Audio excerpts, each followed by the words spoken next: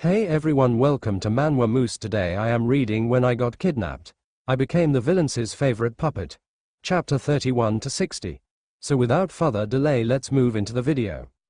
The true weakness of the greed box. Why, your highness, something horrible has befell. Morris stammered, his tone laced with urgency. Emerging from the shadows, he solidified his form. Interior Evists, take a look at. Avest frowned, visibly displeased through her subordinate's breach of protocol. She didn't place down her teacup, rather asking flippantly, "What is it?" Lin is inside the cellar, and he's preparing to launch that thing. What factor? Her forehead furrowed similarly, and Afia, who were drowsing on the desk, rubbed her sleepy eyes wakeful. The greed box, Morris replied, swallowing nervously. Lin's discovered a number of its policies and seems to be doing something unstable. Even he didn't completely grasp the consequences of Lin's actions. However, Melanie's grave expression earlier had been sufficient to unsettle him. Avest set down her teacup with a clink, rising from her chair. An invisible air of mystery of authority crammed the room, making even the air feel heavy. Who allowed you to take him there? Is he unharmed? Lin wasn't just any subordinate. He became the best successful subject of the hypnosis experiments and a person. She appeared as the future head of the Bartolone family. There has been no room for blunders, especially with something as trivial and reckless as this. The mere idea that Ryan had dared to carry him close to the greed field enraged her. Throughout its preliminary trying out, the manor had sacrificed over 100 death row inmates to gauge the field's skills. Any mild misstep could bring about the field forever and ever extracting its sufferers' life pressure till not anything remained. He's best, Morris assured her, even though his voice wavered. To be sincere, he appears to be thriving down there. If something, I'd be extra concerned. Approximately Ryan. Morris couldn't help but suppose Ryan had delivered this upon himself. Your Highness, I assume it's first rate if you interfere. Avest closed her eyes, considering his idea. Moments later, her icy expression softened, and she lowered back to her chair as even though not anything had took place. There's no need. Permit him to do as he pleases, she stated coolly. But tell him this. I'm indulging him this time. He better make it really worth my while through finishing that project for me. Yes, your highness. Morris saluted, although he couldn't help but pity Ryan. Does this suggest she'd forgive Lin although he killed Ryan in the cellar? Morris' concept, fully bowled over. After Morris left, Avest sighed softly, pinching the bridge of her nose to alleviate the monotony of office work. He's such a tough one, she murmured. Your Highness, aren't you worried he might do something irreversible? Afia asked, her curiosity obtrusive. Evist's expression remained calm. Don't worry. He's smart. He gained fire-up hassle at a time like this. That unstated information changed into why she had selected to let him be. Noticing Afia's eyes glowing with excitement, Avest should guess what she become wondering. The hyperactive Afia may want to never face up to joining the amusing. Move on, maintain a watch on him for me, Avest said casually, resuming her paintings. Afia nodded eagerly earlier than rushing out of the take a look at. Made it. Within the containment room, Lin lounged in his chair, legs crossed. He greeted the breathless Ryan with a smirk. Casually tossing a crumpled paper ball in a single hand, Lin enjoyed the puppet's obedient leg rubdown with the alternative. Once in a while, he mimed basketball pictures, as if prepared to throw the paper into the greed field at any moment.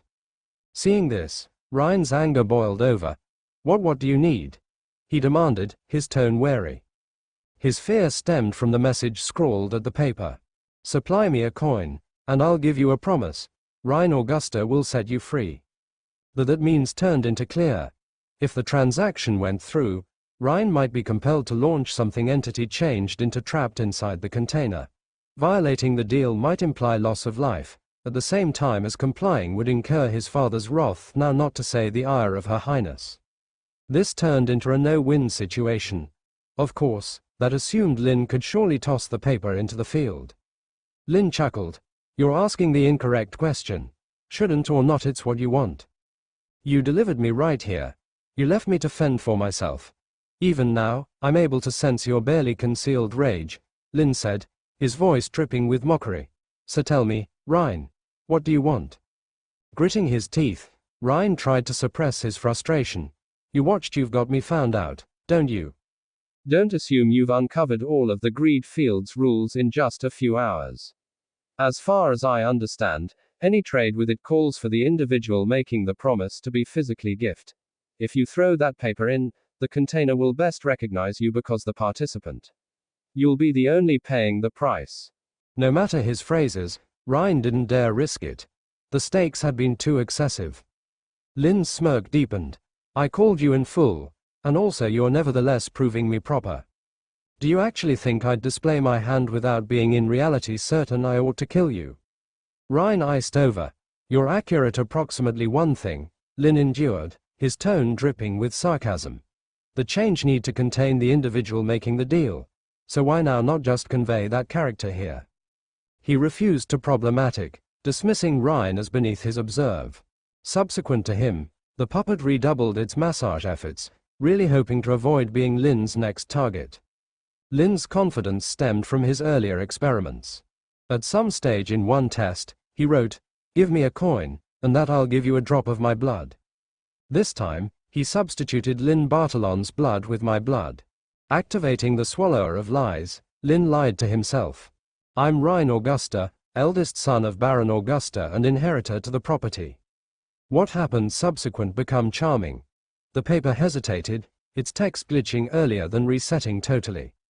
Lin realized that even as the box could become aware of a player's focus, it relied on floor stage mind. So long as he believed he became someone else, the container universal it. This loophole, reachable most effective through his particular capabilities, changed into the greed field's best weak point. Sweat dripped down Ryan's face as he located Lin's unshakable self-belief. Don't be so nerve-wracking, Lin said with a smile. We're colleagues, in any case. Out of respect for Her Highness, I wouldn't really kill you. But demise is off the desk. Punishment? That's another story. Ryan, you surpassed yourself over to me. Now, how shall I deal with you? You must properly repay Her Highness. Under Lin's piercing gaze, Ryan was utterly defeated. There was nothing he could do. Killing Lin wasn't an option, and his own life was firmly in Lin's hands. The hatred Ryan had harbored toward Lin turned into confusion, then terror and regret. If only I hadn't provoked him that night. If only I had just led him to pick out his weapons quietly. If only. But in life, if only is nothing more than a fantasy. Pale-faced and trembling, Ryan gritted his teeth. Just do it. Lin frowned in confusion. Do what? I'm not gay. I'm not gay either. Ryan stumbled, nearly fainting. He already had a vague idea of what Lin planned to do to him. Lin studied him for a moment before speaking. Fine. Even though we've both wanted to kill each other, I'll give you a chance out of respect for Her Highness. Leave the cellar right now, return to the manor, and tell everyone you see. I'm not gay. I was forced by Lin. Ryan's body stiffened, and he looked up in disbelief. Could this be a truce? Just as a glimmer of hope appeared, Lin grinned wickedly and continued. But clearly, I'm into bestiality. Oh, and as usually make certain you're completely naked. Ryan's faint hope crumbled into depression. Approximately that count, I'll query you properly subsequent time, Lin stated to the sycophantic puppet as he left the containment room. Not lengthy after, he ran into Melanie inside the corridor. Leaning nonchalantly towards the wall, Melanie greeted him with a knowing smile. Morning, beautiful female, Lin quipped with a whistle. Melanie shook her head. You in reality have a twisted humorousness. Recalling the broken and zombie-like country Ryan have been in, she couldn't assist however sigh. Lin wasn't cruel by means of nature, however his antics had been surely unconventional. I've got an experiment to behavior quickly, so I won't keep you. However you'd better drop by means of my lab later to test for any aspect outcomes from the last trial, she said offhandedly. Of course, Lin spoke back with a nod, although internally he groaned. The closing aspect I need is for Melanie or Avest to discern out I've been faking it. Why would I danger walking into their lairs?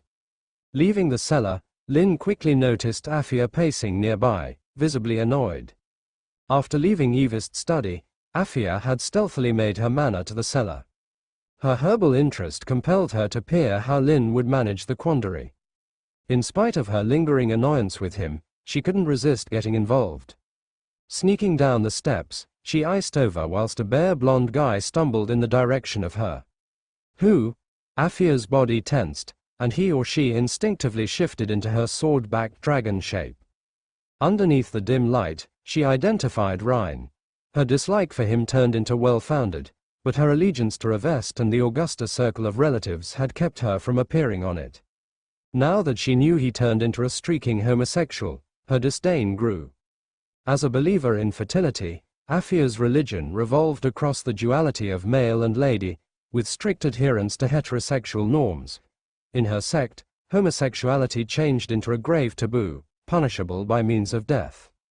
Nevertheless, Afia wasn't interested in judging Rhine's options as long as he didn't involve her. Simply as she became about to flee the awkward come-upon, Rhine's hoarse voice rang out. "I'm now not gay. I was pressured by means of Lin." Afia's ears perked up in alarm. What's he looking to do? Before she may want to react in addition, Rhine persevered. "Clearly, I'm into bestiality." "What?" Afia's fur bristled as fury fed on her. With a swipe of her paw, she sent Rhine flying out of the cellar. "Oh, appearance who it's far little blackie. How have you been? Ow, ow, ow." Before Lin should end teasing the small black cat perched by means of the course, Afia pounced. She latched onto the back of his head with all four paws and bit down tough. "This jerk. First that stunt on the tavern, and now this. He just loves tormenting me." Afia changed into convinced Rhine's behavior were Lin's doing and she wasn't incorrect. The petite cat clung stubbornly to Lin's head as though glued there. Every try he made to drag her off most effective led to agonizing hair-pulling, forcing him to surrender. Resigned, Lin trudged towards the manor with Afia nevertheless latched onto his head like a bizarre accent. The sunlight filtering through the trees made him squint, however his stroll was interrupted by using a voice. "What's with the state of affairs?" Greer asked, stepping out from the shadows with a bewildered expression. Lin shook his head, the movement making Afia's tail sway like a ribbon. "Walk and communicate." "Stroll and speak." Greer regarded horrified. "You have no idea. My brother just went completely insane. Bear, he ran up to me saying he turned into bestiality. Ugh, the results are scary." Listening to bestiality, Afia bit down even more difficult. "Brilliant, huh? That became my doing," Lin stated smugly. "Why you did that?" Greer gawked, raising a thumb in admiration. "Lin, no, brother Lin. From today onward, you're my sworn brother. Teach me your methods." "Happy to oblige," Lin responded cheerfully. Their verbal exchange became interrupted by Morris, who emerged from the shadows close to the manor wall. The brilliant sunlight had severely weakened him, making his presence appear more spectral than ordinary. "Why are you lurking over there?" Lin asked, confused. Not anything." Morris broke into a chilly sweat on the sight of Lin, his nerves fraying. "Her Highness requested me to remind you that she's letting these days slide. However, in go back, you have to fulfill the challenge she assigned you." "That's it. We're given it," Lin stated, nodding. He became approximately to probe in addition, but Morris vanished in a blur, as although fleeing from a virus. "That guy," Lin muttered, shaking his head. Morris's reminder jogged his reminiscence. Avest had indeed assigned him a task. Turning to Greer, Lin said, "Permits talk about the Creationist sect and people 300 lost lambs, second-tier ability Crown of Thorns. Do you wish to spend 10 system points to draw an ability?" Staring at the roulette-like wheel adorned with over 30 carved segments, Lin swallowed nervously. The jostling of the carriage beneath him made his heart race. Greer sat nearby, chattering incessantly, but Lin paid no attention. His mind was entirely consumed with the decision to draw a new ability. The Lie Eater, his first-tier ability from the previous draw, had proven invaluable despite its initially unimpressive description. It had played a crucial role in navigating the recent dangers, earning Lin's trust as a surprisingly powerful skill. However, he was sorely lacking a direct offensive capability. Guns were his only weapon, and they had serious limitations. The memory of that night time in the tavern, in which he had slightly survived a existence or loss of life gamble, still haunted him. He had handiest triumphed because Morris had hesitated to kill him. This can't preserve taking place. I want to get more potent. These days, Lin had controlled to deviate Eve's storyline by way of 0.13%, earning him 12 device factors. He decided to use them now, resisting the temptation to improve Lie Eater. It's correct enough for now. Points are precious, and taking dangers is higher than playing it safe. Taking a deep breath, Lin pressed the confirmation button. The roulette wheel spun, and the tension gripped him. The pointer jittered earlier than settling on a weird symbol, a twisted face shaped via the amalgamation of countless grieving souls, faintly glowing with blood pink mild. Another authentic edition no longer in the source material, Lin sighed. Then got here the machine's notification. Congratulations. You've got acquired the second-tier capability Crown of Thorns. Lin perked up. The call sounded promising. He fast opened the ability's description. Name: Crown of Thorns tier, 2D effect. The pain you enjoy is amplified twofold.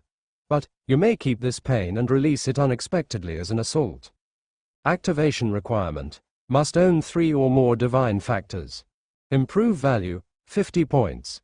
Lin groaned internally. At the same time as undeniably powerful as a stacking active talent, its price became steep. He'd need to endure pain firsthand to weaponize it. Kill 800 enemies even as dropping 1,000 of your personal. No thanks. Lin wasn't the masochistic kind. In fact, he hated ache. He'd most effective feigned composure at some point of the earlier torture to hold appearances. And with this capacity, his pain would double. Couldn't I just get an everyday offensive talent? A fireball, perhaps a waterball. Something straightforward. With a resigned sigh, Lin closed the machine interface. Have been you even being attentive to me? Greer's voice reduced via his mind. Of root, Lin answered absent-mindedly. Greer's nerves, already frayed, have been similarly rattled via Lin's casual demeanor. The princess must have made a mistake in trusting this venture to us, he thought, forcing himself to live composed. We'll be arriving on the slums quickly, Greer reiterated. Don't make a scene and provoke public outrage. Our activity is straightforward. Have all 312 displaced civilians signal these contracts. He handed Lin one-half a stack of thick papers. The contracts are enchanted to ensure compliance, stopping the unfold of creationist sect beliefs within the town. Each character must signal. It's the minimum condition set by the town council and the safety bureau earlier than allowing him entry. Lin skimmed the contract, written in historical St. Roland script. It stipulated that the signatory would chorus from promoting creationist sect doctrines within or metropolis, with a penalty of magical backlash for violations. I apprehend, Lin said, shaking his head. Nevertheless, it's ironic. Those human beings aren't under Her Highness's jurisdiction. This hassle belongs to the town council, but they've dumped it on us. Greer sighed. The nobles were exploiting Eve's weakened role, mocking her exile to this frontier region. The princess have been deliberately sidelined by using St. Roland Vi, and a few princes might also be pulling strings to worsen her situation. Because the carriage stopped, Lin appeared in the direction of Afia, still biting the lower back of his head. How tons longer are you going to grasp onto me? He asked. Huffing indignantly, the black cat finally allowed move and gracefully landed within the carriage. You deserved it, she snapped, turning away. The carriage door opened, and Lin and Greer stepped down, with Afia trailing behind. Bright midday sunlight illuminated the sprawling shanty town before them. A patchwork of makeshift shelters, some roofed with straw, stretched across the empty field outside the city. The squalor was undeniable. A sea of displaced civilians filled the area, many in tattered clothes with eyes dull from despair. Some knelt in fervent prayer to the goddess of creation, hands clasped before their ramshackle homes. Noticing the newcomers' well-dressed and clearly privileged suspicious eyes turned toward Lin and Greer. 2 uniformed officers approached, resting hands on their gun holsters.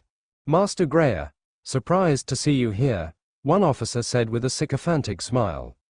The Augusta family's influence was well known, though the officers clearly enjoyed the opportunity to foist responsibility onto others. "This is the situation," Greer demanded. The officer bowed slightly. "A group tried forcing their way into the city earlier. We injured 2 to restore order. We were told you're in charge, so we'll follow your lead. No interference from us." The officer's cunning smile betrayed his relief. Clearly, the Security Bureau wanted no part in this mess. Now fully burdened with responsibility, Greer found himself at a loss. Just as he tried formulating a plan, Lin spoke. "You'll do whatever we say." The officer hesitated before nodding. "Of course, young master. Your wish is our command." "Then kill them all," Lin said matter-of-factly, gesturing at the civilians. "Wah?" Greer froze, his back drenched in cold sweat. "Solve the problem, not eliminate the people causing it. Killing civilians would ignite a political firestorm, dragging a vest to the gallows and shaking the St. Roland Empire to its core." Surely you're joking," the officer stammered, unsure if Lin was serious. Lin laughed softly but gave no clear answer. Instead, he turned to Afia. "Hey, what's for dinner at the manor tonight?" "Braised stew and beef. Wait, why are you asking?" Afia replied, eyeing him warily. "Getting hungry," Lin said, patting his stomach. "It's midday now, so if we wrap this up quickly, we'll make it back in time for dinner." "You're not making sense. What are you planning?" Greer demanded, his patience wearing thin. Lin ignored him, striding purposefully toward the gathered crowd. "Time for some quick work." He activated Lie Eater, spreading his arms dramatically. "Attention, everyone. Eyes on me. Scandal targeting a vest. If those bastards resort to violence, we'll fight back together. There are more of us. They'll be the ones to suffer in the end," a bald man muttered in a low voice among the gathered crowd. The surrounding people nodded in agreement, their gazes filled with uneasy solidarity. Despite his stern expression, the man smirked inwardly. Those fools are so easy to manipulate. With only a little brainwashing, that they had become zealots for the goddess of creation, inclined to observe commands like obedient dogs. The man, Mark, had no sympathy for these people. Most have been forcibly recruited with the aid of the creationist sect. However, beyond being societal outcasts, they held no real fee to him. Mark wasn't just their apparent leader, he turned into also a former member of the creationist sect, the ultimate survivor after the sect's destruction. Surviving had left him with little to do, but if he ought to use those sheep as pawns to create trouble for that demon of a lady, it might all be really worth it. Mark recalled the orders from the masked to determine who claimed to represent the St. Roland Empire's upper echelons. At the proper second, ignite this powder keg and body a vest for the explosion. These 300 people had been continually meant to die. Their handiest value became to drag the Empire's 0.33 princess into an unheard of scandal. Mark knew not all of these displaced people were brainwashed. Many have been truly opportunistic fools who believed the nobility wouldn't dare dispose of so many lives and sought to leverage their numbers for personal advantage. Idiots. If they think that, they're already on the course to ruin. Mark sneered internally. All at once, he observed a black-haired, blue-eyed youngster strolling promptly closer to the gang. "Attention, every person. Study me." The boy's loud voice instantly drew each gaze to him, full of vigilance and suspicion. However, as opposed to preventing, the teens quickened his pace, a fervent intensity in his eyes that mirrored the zealotry of the crowd. Then, he spoke once more, his tone regular and compelling. "I used to be just like you. Existence felt unbearable, and that I had misplaced all hope. I used to be disappointed and desperate, waking up each day to a void of vacancy and depression. Human beings around me despised me, calling me a disgrace, wishing I would disappear from the arena. And for a long time, I conceived they had been proper. However, perhaps with the aid of some twist of fate, in the depths of my darkness, a mild shone upon my direction. I need you to recognize I used to be once like you, and now, we are no distinctive. As fellow believers of the creationist sect, allow us to reward the goddess." "Reward the what?" Greer iced over in disbelief, watching Lin's impassioned speech. For a second, he nearly felt like believing him. But knowing Lin, This was probable the prelude to any other considered one of his absurd schemes. Turning his gaze, Greer saw the two officials gripping their gun holsters. "You're shopping for this nonsense too." Earlier than he could technique it in addition, a wave of commotion rippled through the group. "Praise the goddess." Numerous voices rose in fervent response. "You too?" Greer's mouth twitched uncontrollably. Meanwhile, Lin turned into leveraging his lie-eater ability to its fullest volume. Manipulating the ideals of over 300 people immediately became taxing, however no longer impossible. Beneath its influence, the displaced civilians definitely believed in his feigned devotion to the creationist sect. But Lin's proper aim wasn't simply completing Evist's undertaking. The moment he stepped off the carriage, a look at the gadget discovered a nice marvel. The 300-plus civilians had been all E-ranked tail characters, with one C rank amongst them. If he may want to max out their storyline deviation quotes right here, it'd net him over 30 gadget factors. What a worthwhile setup. No matter the loads of eyes constant on him, Lin remained unflinching. To him, those people had been not anything greater than fattened sheep equipped for the slaughter. He walked lower back to the carriage and retrieved a chair, setting it conspicuously before the group. Then, with a composed demeanor, he addressed them. "As you could see, I'm a person of popularity. I come bearing the expectancies of the Super Princess of Est, right here to remedy your problems.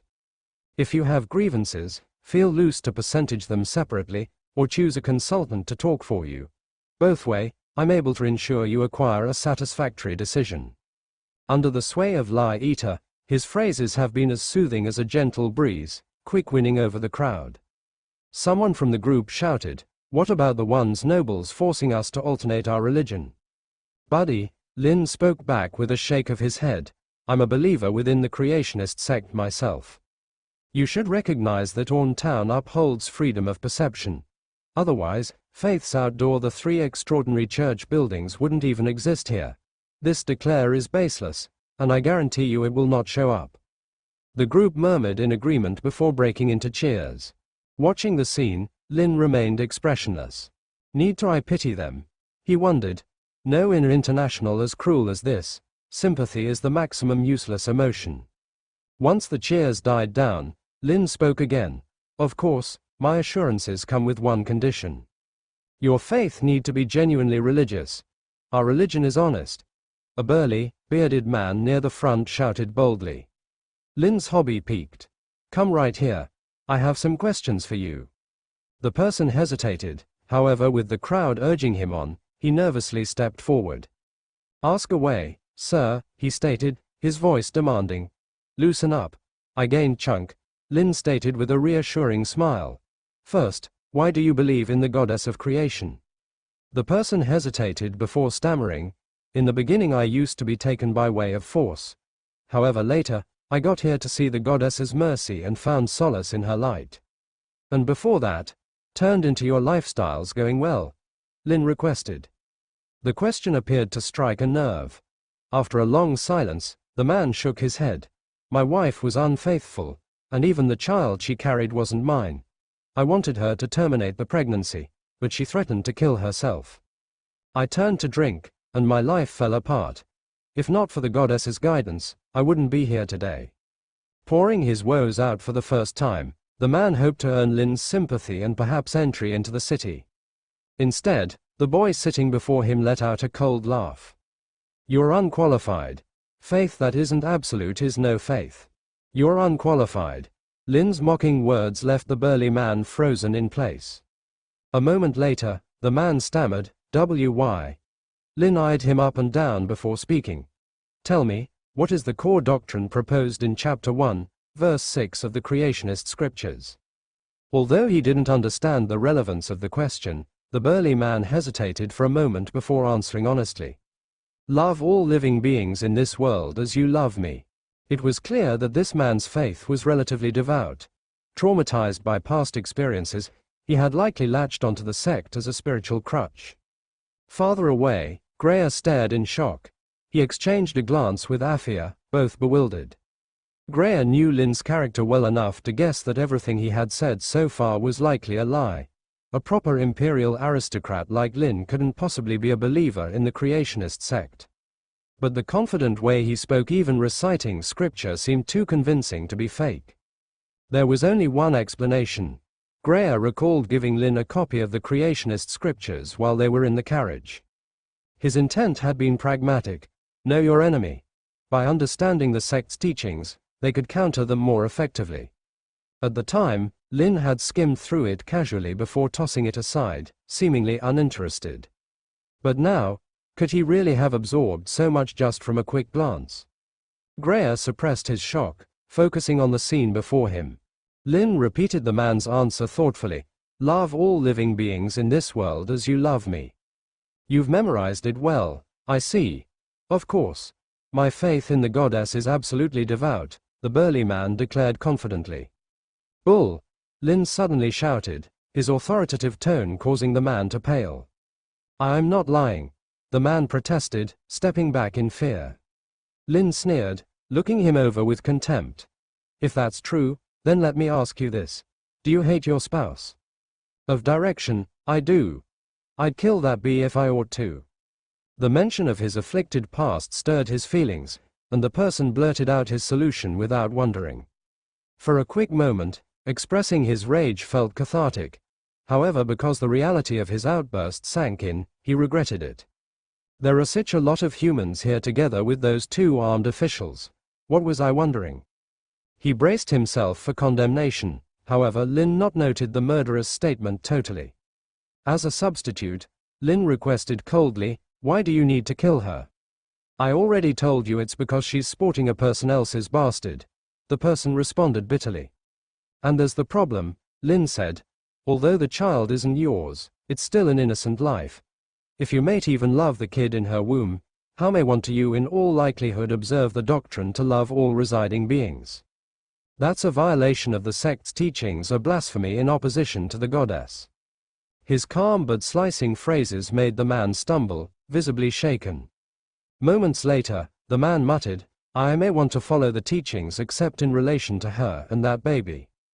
Lin shook his head dismissively. Religion that isn't absolute is no faith at all. Greer, carry me the agreement. Greer, who were marveling at Lin's capacity to show the state of affairs around, snapped back to truth and hurried over with a contract and a pen. Lin glanced on the file, which stipulated that the signee might no longer promote the creationist sect's doctrines inside the metropolis. He scoffed. Change this clause, he stated, pointing to the textual content. Make it say that to any extent further, the signee renounces the goddess totally. Greer hesitated, leaning in to whisper, isn't that a piece too harsh? In any case, the unique agreement most effective banned proselytizing. It didn't outright force every person to abandon their faith. Lin didn't trouble explaining. Just do it. Soon, the revised settlement changed into geared up. Lin handed it to the burly guy. Sign it. The man studied the brand new clause, his face twisting in anger. You said you wouldn't pressure us to change our religion. I also stated there have been situations, Lin replied coolly. Those as devout as I may additionally keep their faith. But all and sundry seeking to make the most the scenario can be weeded out, one by one. I received signal. The person shouted, waving his palms in defiance. I actually am a religious follower of the goddess. Why received you trust me? Then show it, Lin stated, his tone icy. When you go back home, will you treat that baby as your very own? Will you feed and clothe them, ensuring they stay a lifestyles of comfort, even supposing it approach going hungry yourself? The person's expression iced over. He become visibly torn, caught among his pride and the harsh reality of Lin's needs. Time for the very last blow. In case you're willing to do all that, Lin persisted, I'll permit you to maintain your faith. However, don't think you could fool me. When you're again, I'll have people screen you each day. If I discover even the slightest trace of abuse closer to your spouse or the child, you'll face the punishment of an apostate. Accomplishing into his pocket, Lin pulled out a revolver and casually weighed it in his hand. It became a weapon he'd picked up from the cellar, loaded with explosive rounds. At the same time as it wasn't a mystical artifact, it was extra than sufficient to intimidate everyday human beings. Sweat beaded on the person's brow as Lin's silent stress bore down on him. Amplified through Lie Eater, every phrase Lin spoke rang with absolute authority within the man's thoughts. After what felt like an eternity, the man's hunched posture collapsed totally. "I'll signal," he whispered weakly.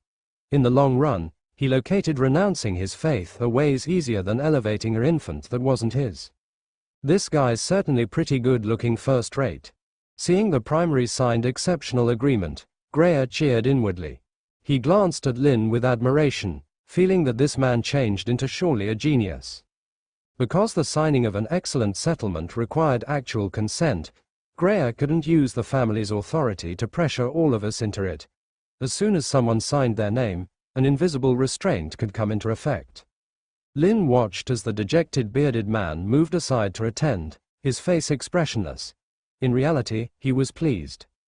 E-level plot character Zade Ramiro has reached 100.00% plot deviation. A system notification echoed in his thoughts.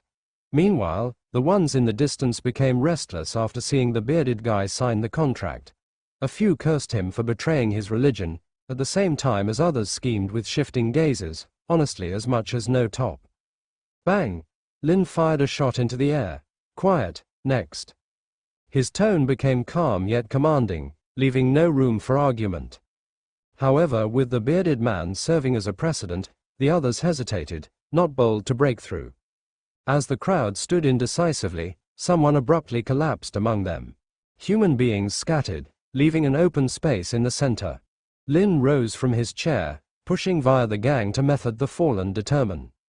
At the ground lay an aged lady with white hair, dressed in tattered garments.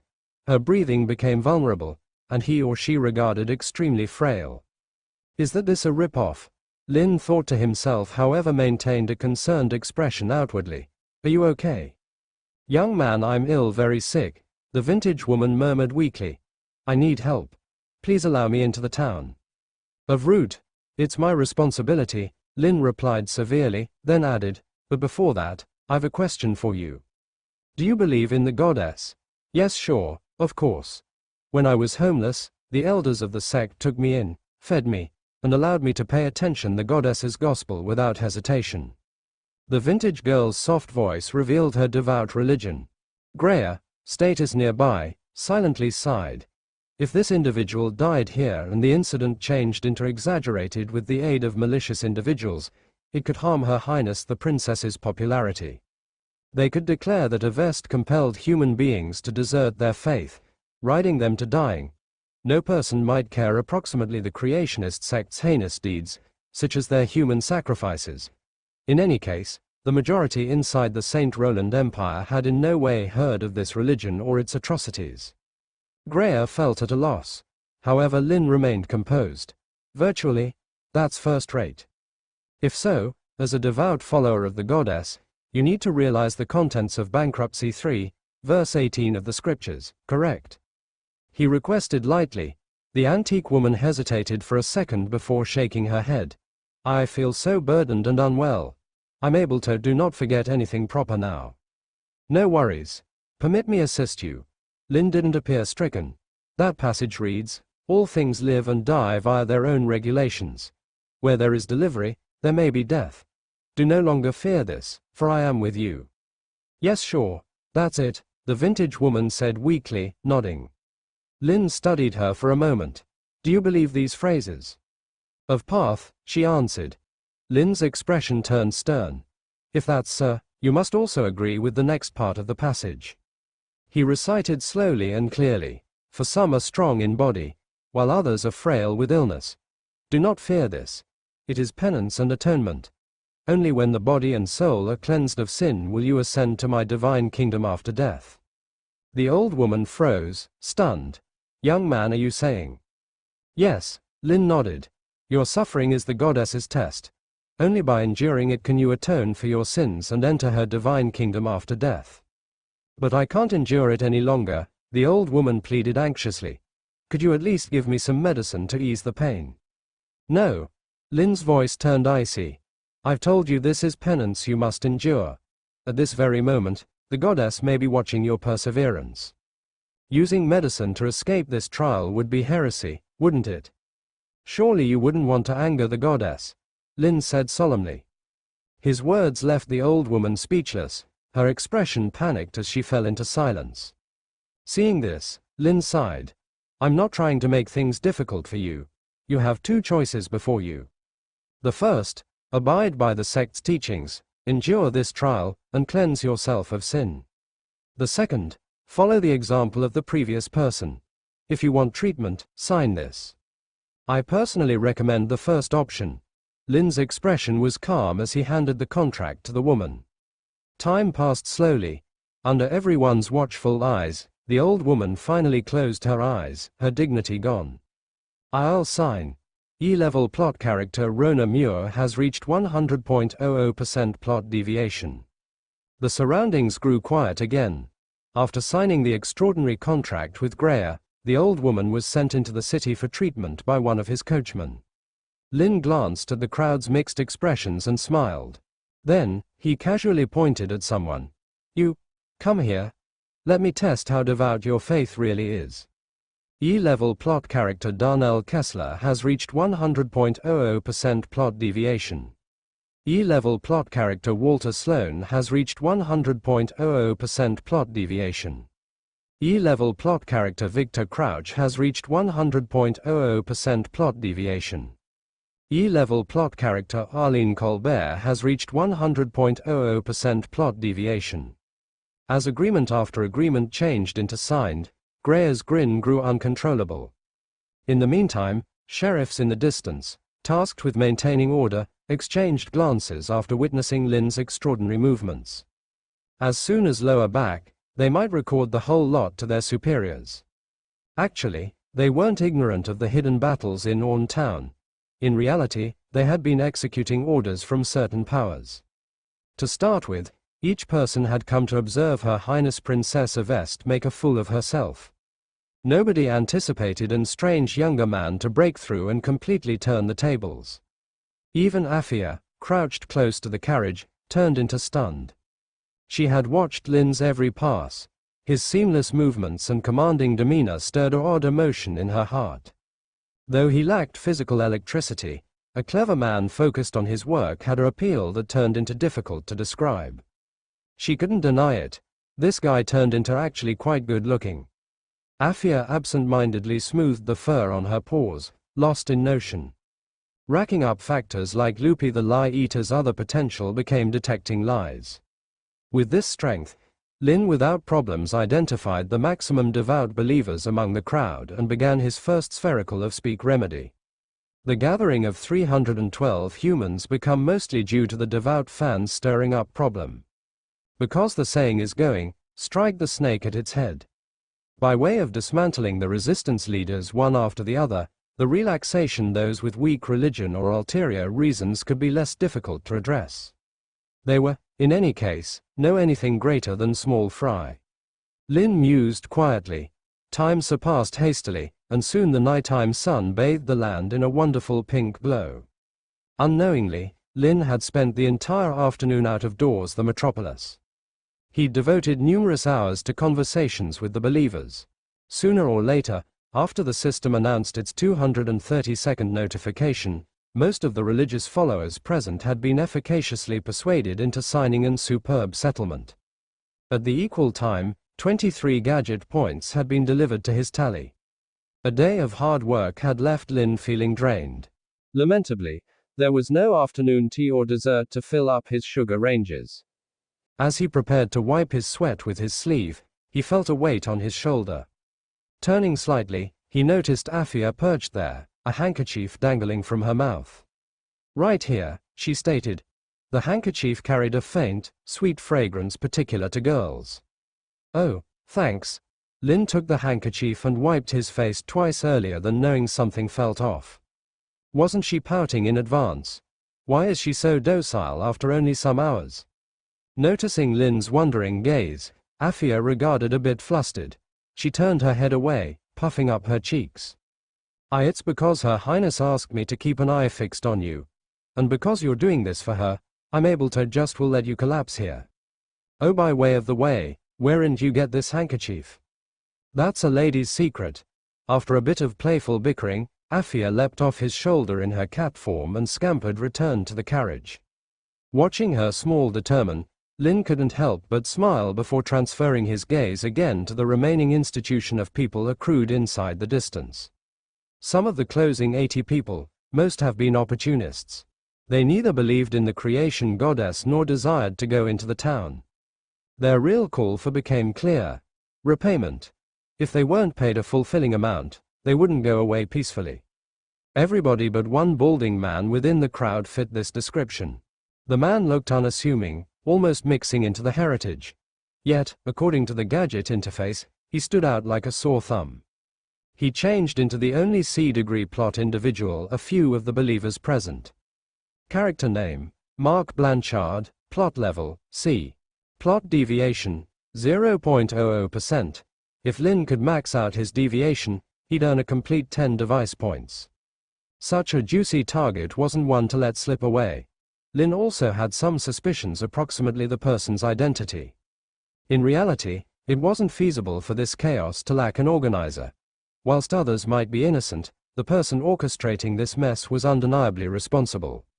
This individual might also be following a person else's orders. With that during thoughts, Lin didn't hesitate. "You there, breakthrough." Mark changed into visibly startled, as though unsure why this young guy had singled him out. Should my cover be blown? A hint of unease flickered in his heart. "Sir, is there something you want from me?" he requested humbly. Lin studied him for a second before suddenly asking, "Are you just an ordinary follower of the creationist sect?" "Of path. I will recite each scripture by way of coronary heart," Mark responded expectantly. Lie. Lin at once detected the falsehood. The lie wasn't about knowing the scriptures with the aid of coronary heart that would easily be disproved. No, the actual lie was in his declare of being an everyday follower. Combining his deep know-how of the scriptures together with his C-degree plot rank, Lin deduced that Mark changed into no longer just a normal follower, but a remnant member of the creationist sect and in all likelihood the mastermind at the back of this chaos. Leaning nearer, Lin whispered so most effective the two of them ought to pay attention, "Mark, you've worked difficult to get this far. The sect gained overlook your contributions." Mark's eyes flickered with panic and doubt. How does he recognize my real call? I've only ever used an alias publicly. An idea dawned on him, and his coronary heart raced with pleasure. Lin's familiarity and phrases ought to suggest most effective one element. The sect hasn't been absolutely wiped out. There were nonetheless survivors prepared to upward thrust again. But a trace of caution lingered in Mark's heart. He feigned lack of information. "I don't apprehend what you're talking approximately." Lin clapped him at the shoulder amicably. "You're quite careful, and that's properly. However, it seems the orders from the better USA differ for you and me. My mission is to decrease the fallout. However, it seems to battle with yours. What's going on?" Listening to this, Mark cozy. Glancing round carefully, he decreased his voice. "Are you regarding the one from the Imperial capital?" "The Imperial capital?" Lin's suspicions deepened, but outwardly, he nodded. "That's right." Mark's eyes widened slightly. "The order I received was to poison the food of these people, kill them all, and frame the demon who destroyed the sect, the Third Princess. They're targeting Avest." Lin took a sharp breath. The scheme was vicious. Even if Avest provided evidence of her innocence, public opinion would destroy her. If this plan succeeded, she'd lose her chance in the succession ceremony. In the worst-case scenario, Saint Roland Vi might publicly disown her to appease the masses. Perhaps this was how she was forced onto a villainous path in the original storyline. By intervening, Lin might have already altered her fate. With that realization, he smiled at Mark. "By the way, there's one more order from that person. Want to hear it?" "What order?" Mark asked, curious. "He asked me to send you on your way." Without hesitation, Lin smoothly drew his gun and fired. Bang! The muffled shot rang out, and Mark collapsed with a look of disbelief. C-level plot character Mark Blanchard has reached 100.00% plot deviation. 10 system points credited. This method really is the most efficient, Lin thought quietly. Witnessing the shooting, the remaining crowd was struck with panic. Lin wiped the blood off his face, putting on a friendly smile to soften his cold demeanor. 100 copper coins per person. Take the money, sign the contract, and leave. 100? That's too little. Bang. Another shot into the sky silenced objections. Lin smiled again. Now it's 50. The 79 remaining opportunists scrambled to line up at Greer's station.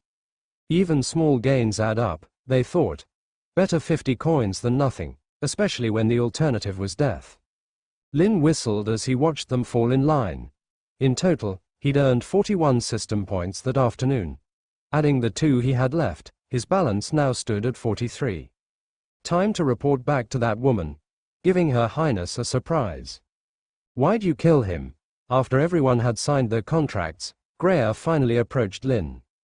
Looking at Mark's lifeless body on the ground, Greer asked regretfully, if we'd brought him back for questioning, we might have uncovered the mastermind he mentioned. Sorry. Lin wore an expression of helplessness. When I heard him say he wanted to frame Her Highness Avest for the deaths of over 300 people, I got too angry and acted impulsively. Oh, I see. Don't beat yourself up over it, Greer quickly consoled, moved by what he saw as Lin's loyal and steadfast demeanor. After all, everything that had happened today was thanks to Lin. Without him, Greer would likely still be groveling somewhere, begging for a way to clean up the mess. Thankfully, it was all resolved now. Watching the refugees being allowed into the city in an orderly manner, Greer finally relaxed. I'll handle the rest. These refugees will be temporarily housed on Augusta family properties, Greer said with a reassuring smile. Once you're back at the estate, go report to Her Highness. Consider it surprise for her. With a wink, he handed Lin the stack of signed extraordinary contracts before leaving with the 2 uneasy sheriffs. One of the sheriffs gave Lin a peculiar look before departing, but who knew what he was thinking? As their figures disappeared from sight, Lin smirked inwardly. Everything he'd said earlier was nonsense. Angry for Avest. As if he didn't have the time to get worked up over that woman. In both his lives, nothing had ever angered him to the point of losing reason. Even if he suffered a setback, he always found a way to settle the score later. Lin had killed Mark without hesitation purely to avoid getting too entangled in the succession battle. He knew there weren't many people who could meddle with Orn City at such a time. With his knowledge of the original story, it wasn't hard to guess that one of the royal princes was behind it. If Lin had captured Mark and uncovered the mastermind, he'd risk permanently antagonizing that prince. Lin had no interest in boarding the sinking ship that was Avest's faction. Small matters like today's could be handled, but actively helping Avest cripple a prince's influence, that would brand him as her ally for good, making escape nearly impossible. And Lin fully intended to flee when the time was right. One less enemy is better than one more. Sighing, Lin made his way to the carriage Greer had left behind. Afia was sprawled on the carriage roof, basking in the evening sun with her eyes half closed, purring contentedly. When Lin approached, she lazily stretched and instinctively rolled over, exposing her belly. All done, meow? She asked languidly. Her voice had a strange softness to it, which made Lin uneasy. Are you sick? He gave her a quizzical look. Acting all ladylike, it's kinda freaking me out. I've figured it out, Afia huffed lightly. Getting mad at someone like you is pointless. I'd just keep getting angry forever. So from now on, I'll ignore whatever you say. Oh. The confidence in her tone amused Lin, and for some reason, he felt like teasing her. He leaned in and asked, by the way, there's something I've always wanted to ask. When you were in heat at the inn, how'd you feel about my technique? The atmosphere froze. For several seconds, Afia demonstrated the meaning of dying of shame and anger. She stared at Lin, initially confused as she tried to decipher his words. Then her body tensed, and her snowy white teeth bared as her fur bristled. I'll kill you. With a livid cry, Afia pounced on Lin, clinging to his face like a facehugger and sinking her enamel into his brow. Hiss ouch, ouch, ouch. Lin's muffled voice got here from under her tender stomach. Welcome, expensive customer, excuse me, sir. Your face. Oh. It's not anything, Lin said casually, waving off the store assistant's situation. At that moment, he was inside a high-quit boutique in Orn Town, an extravagantly embellished shop focusing on women's apparel and add-ons. The abnormal sight of a man with a cat latched to his face had delivered all hobby in the shop to a halt. After a strained smile, the shop assistant asked, "How may also we help you, sir? Do you promote girls' shoes? Convey me the most steeply priced pairs to study." Afia's ears twitched slightly at his request, although she stored biting down. Soon, the store assistant back with the priciest women's footwear available. Lin, forced into a ridiculous posture because of Afia's attachment, squinted on the options. Subsequently, he pointed to a couple of lovable black princess shoes. "I'll take those," he stated. "As a way to be 3 gold cash," the shop assistant replied courteously. 3 gold coins. Although pained by the expense, Lin pulled out the gold cash he'd earned earlier from the greed box. After paying, he took the footwear into a becoming room and tapped Afia, still clinging to his face. "Get down and attempt these on," he said. Afia launched her grip, landing lightly at the ground. She eyed the delicately crafted princess footwear with a frown. "What are you up to?" Lin shrugged. "I noticed last time you transformed into human form, you weren't sporting footwear. So, recall this a gift to make up for earlier." Afia's expression grew complex. "He's honestly pretty thoughtful." After a second of hesitation, she murmured, "You're the second man or woman to ever deliver me shoes." That rankled Lin. First, he'd been the second one person to be collared by a vest. Now this. Although it wasn't something well worth bragging about, his male pleasure flared up. "Who become the first?" he requested, his tone severe. "Her Highness," Afia responded. "Oh, well that's first-rate," Lin muttered, keeping off his gaze. An ungainly silence fell between them. After a moment, Afia broke it. "You are a good man or woman, however I'm sorry." Her voice became all of a sudden worried.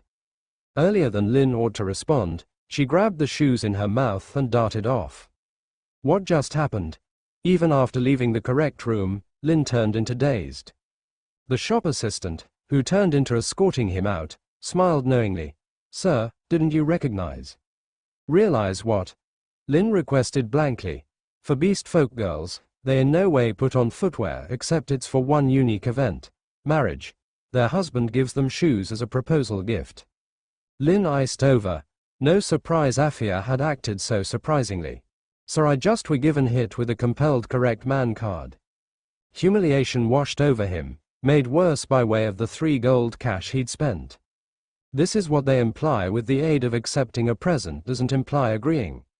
Fuming, Lin stomped towards the parked carriage out of doors. "Take me back to the estate," he barked. "Visitors from the Divine Order Church." By the point Lin returned to the estate, nighttime had fallen. The moon hung excessive in the sky, or even the remaining glimmers of sunset had disappeared. The estate, however, turned into a blaze with light. To be honest, constructing any such mansion in the maximum prosperous district of Orn Town became a testament to the Augusta family's impact in the region. Back at the property, Lin meant to find a maid to manual him in, but to his marvel, he ran into Morris. "Your lower back," Morris requested, nevertheless rather reserved for motives unknown. Lin nodded. "I need to peer Her Highness. Can you taking me to her?" Morris hesitated for a moment but quickly agreed, knowing how tons Her Highness valued this younger guy. As they walked, Morris brought helpfully, Her Highness turned into assembly with a person in advance. She seemed upset. "If it's now not something pressing, I endorse you keep away from scary her." "Who changed into she assembly with?" Lin asked apparently. Morris glanced round earlier than decreasing his voice. "Reputedly, a person from the Divine Order Church." The Divine Order Church? Lin's thoughts grew to become to his beyond. That turned into the very church his former self had once been committed to, handiest to have his divine component stripped away by the Archbishop, lowering him to an irregular man or woman.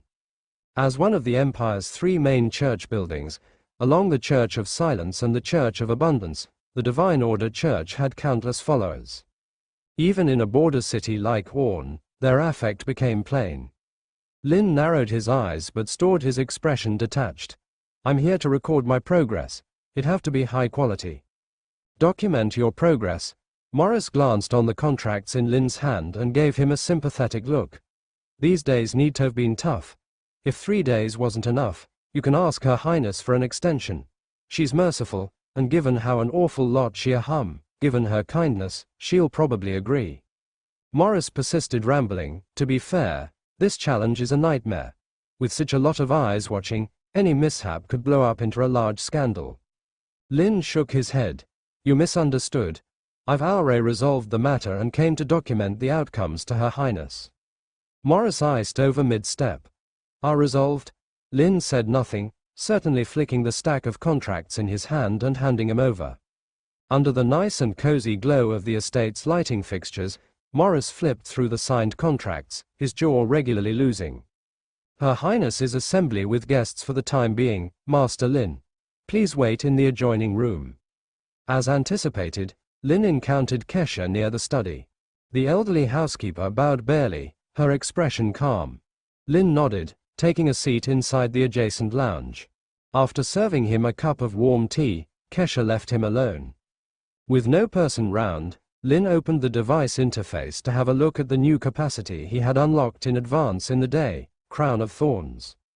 Although the ability appeared to be a burn your enemy and yourself form of ability, the outline didn't specify an upper limit to the pain it may keep.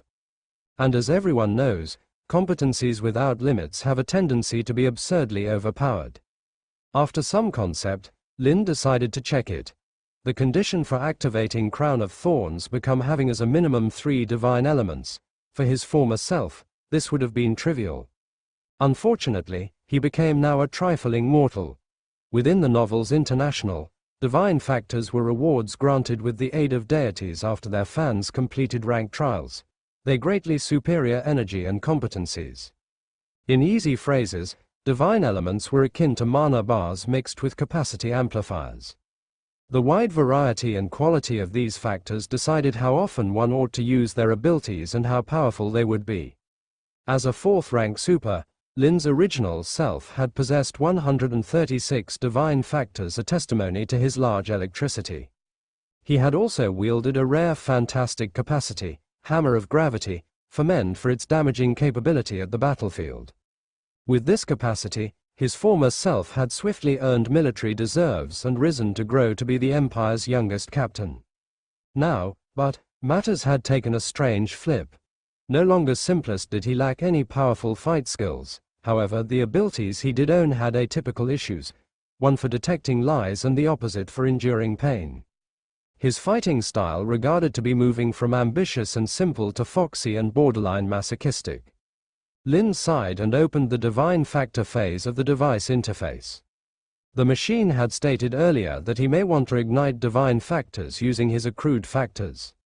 For someone stripped of faith like Lin, this became a godsend. In the end, the most important problem for brilliant individuals was the amount and high quality of the divine elements. Divine factors from a 4th rank super of the Divine Order Church were each rare and powerful. This turned into why his fiancée, Irina Mosgra, had transplanted his elements into herself to emerge as a mythical rank. Spend 10 system points to ignite 1 divine factor. Sure. Without hesitation, Lin showed. He'd labored hard all afternoon to earn the one's points for this moment. Now, his plans for escape could sooner or later start taking form.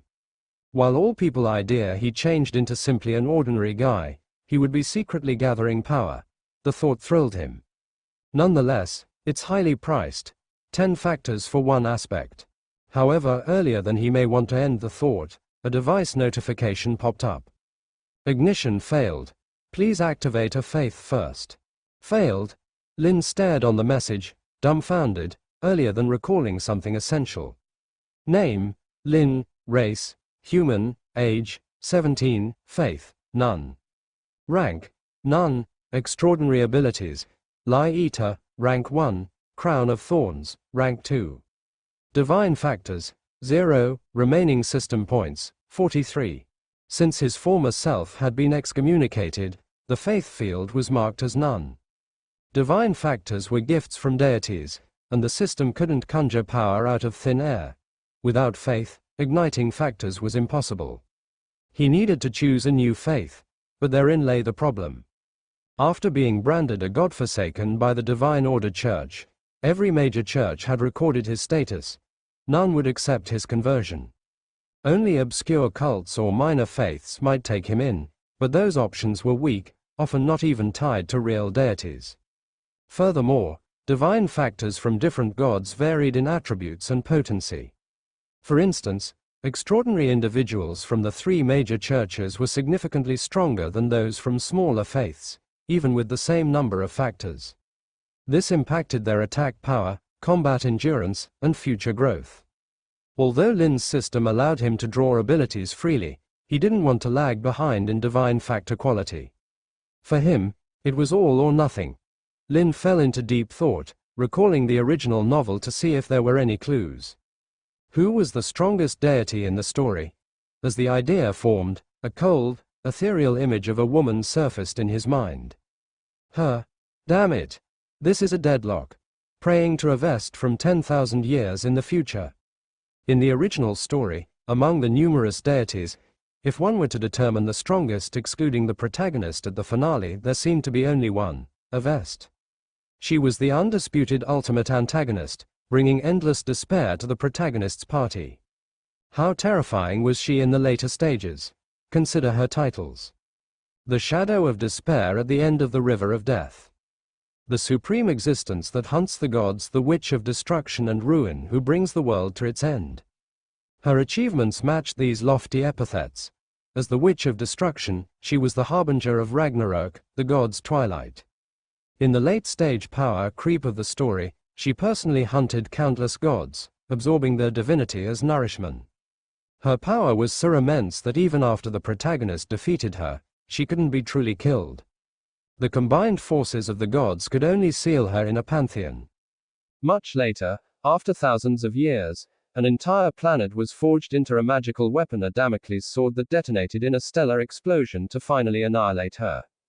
Avest's power was one aspect of the original novel that fans unanimously agreed upon. Some even fantasized about her being redeemed and added to the protagonist's harem.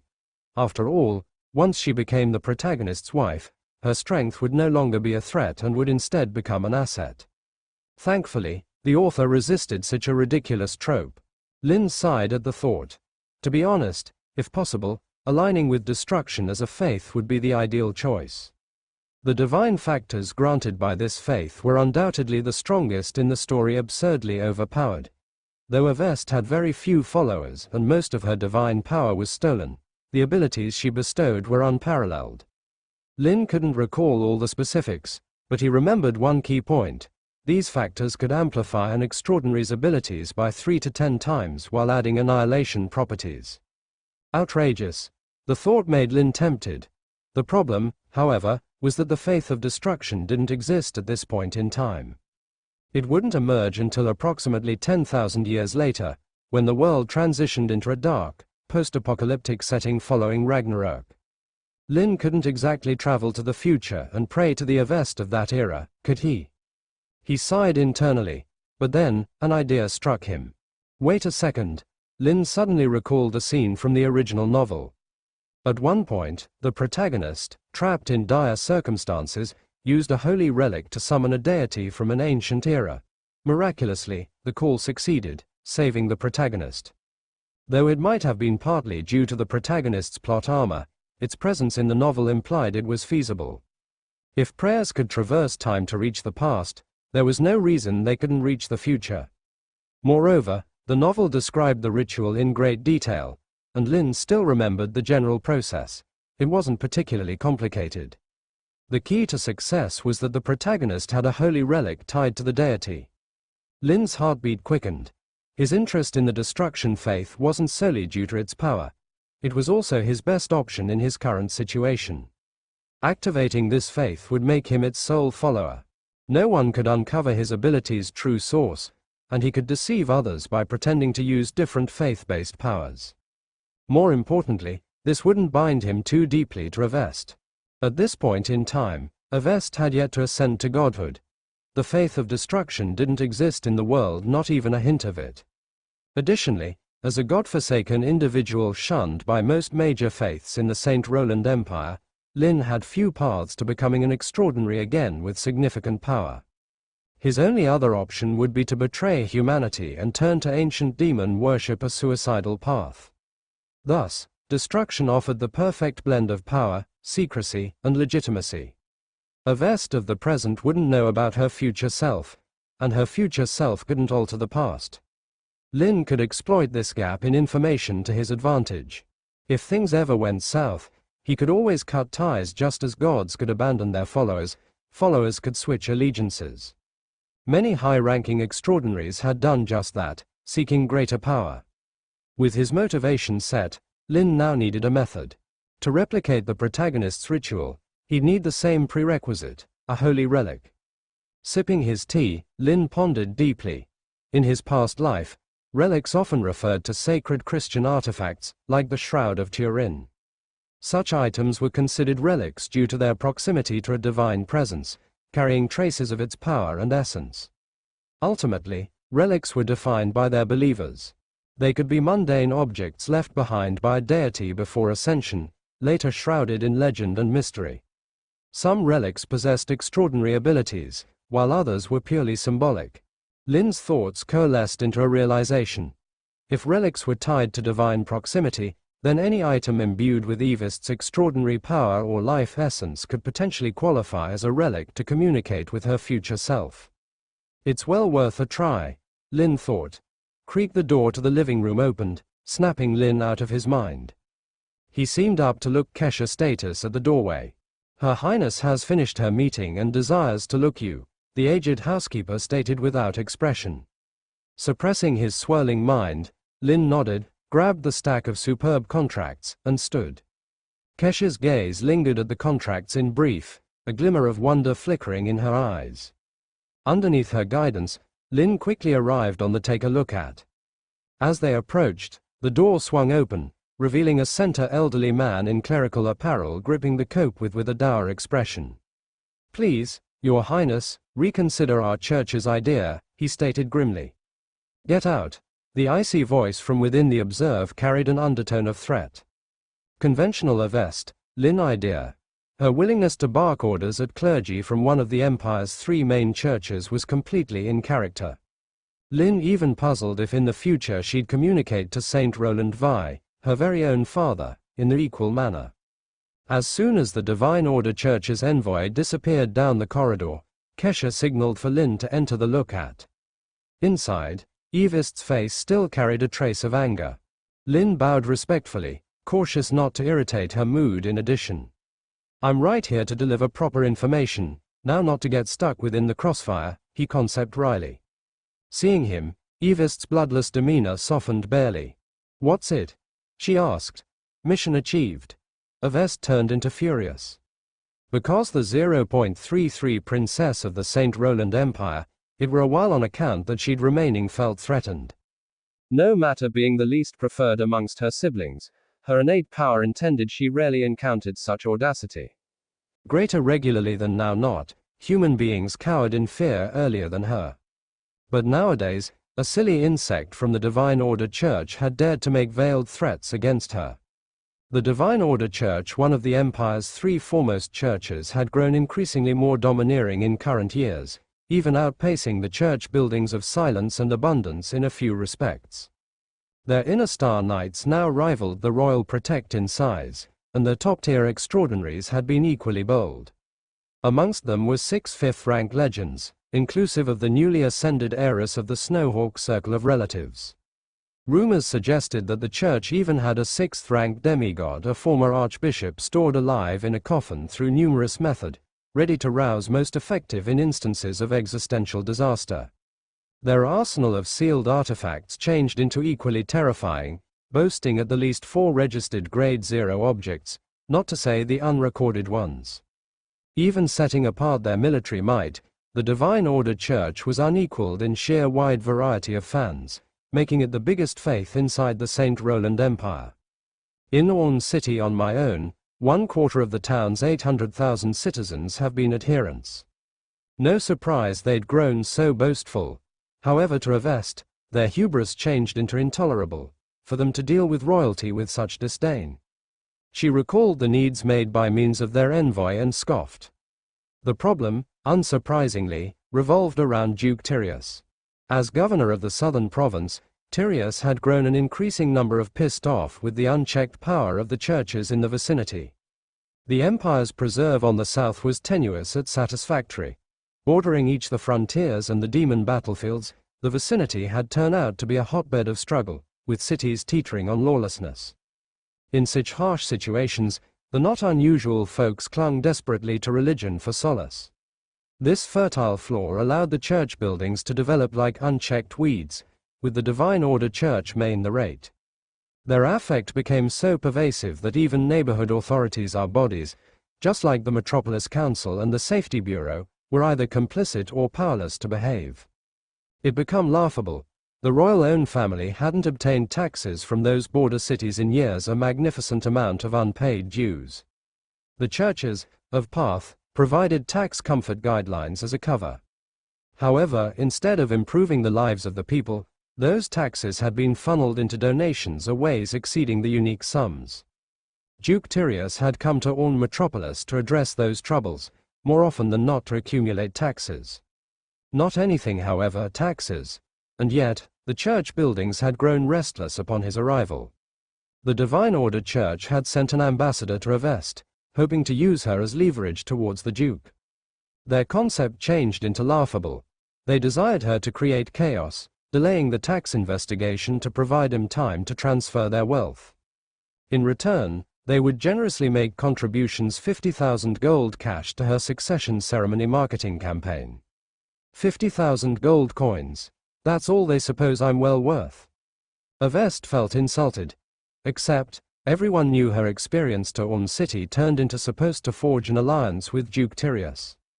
Such a ludicrous thought should handiest come from fools or saboteurs. Avest had been on the verge of killing the envoy then and there. It became entirely inside her nature, however a part of her hesitated. May one to the Divine Order Church clearly be so silly? Or had they sent this guy in particular to initiate her into an impulsive act, developing a martyr for his or her cause? Suppressing her murderous intent, Yvest had allowed him man depart unharmed for now. That didn't resolve her actual hassle, though. The 300 refugees stranded outdoor the town gates have been a thorn in her side. This became possibly a entice set with the aid of the church and the Metropolis Council, and she had no preference but to play alongside. She couldn't sincerely dismiss the problem. It changed into a question of public welfare. The scenario left her more and more frustrated. She puzzled if that guy Lin had any solutions. Her reliance on him felt uncharacteristically determined. Resolving this required extra than wit or guile. It turned into a be counted of coverage and logistics. Frankly, she had already prepared for failure. The 3-day time frame she'd given changed into unrealistic. Even processing 50 human beings an afternoon would take every week. If Lin returned seeking an extension, she might grant it, however, now not without setting him in his place. She'd deliberate to use the possibility to mood his satisfaction. Sipping her tea with a frosty expression, Avest glanced up as Lin entered the room in a stealthy, almost guilty manner. His presence inexplicably progressed her temper, although she couldn't fathom why. "What's it?" she requested sternly, her gaze sharp. Lin didn't solution right away. As a substitute, he knelt on one knee, keeping a stack of documents in both palms. "Your Highness, those are the amazing contracts signed by the refugees outdoor the town," Lin introduced solemnly. "A complete of 312 people, with 311 signatories. One resistant criminal changed into dealt with instantaneous.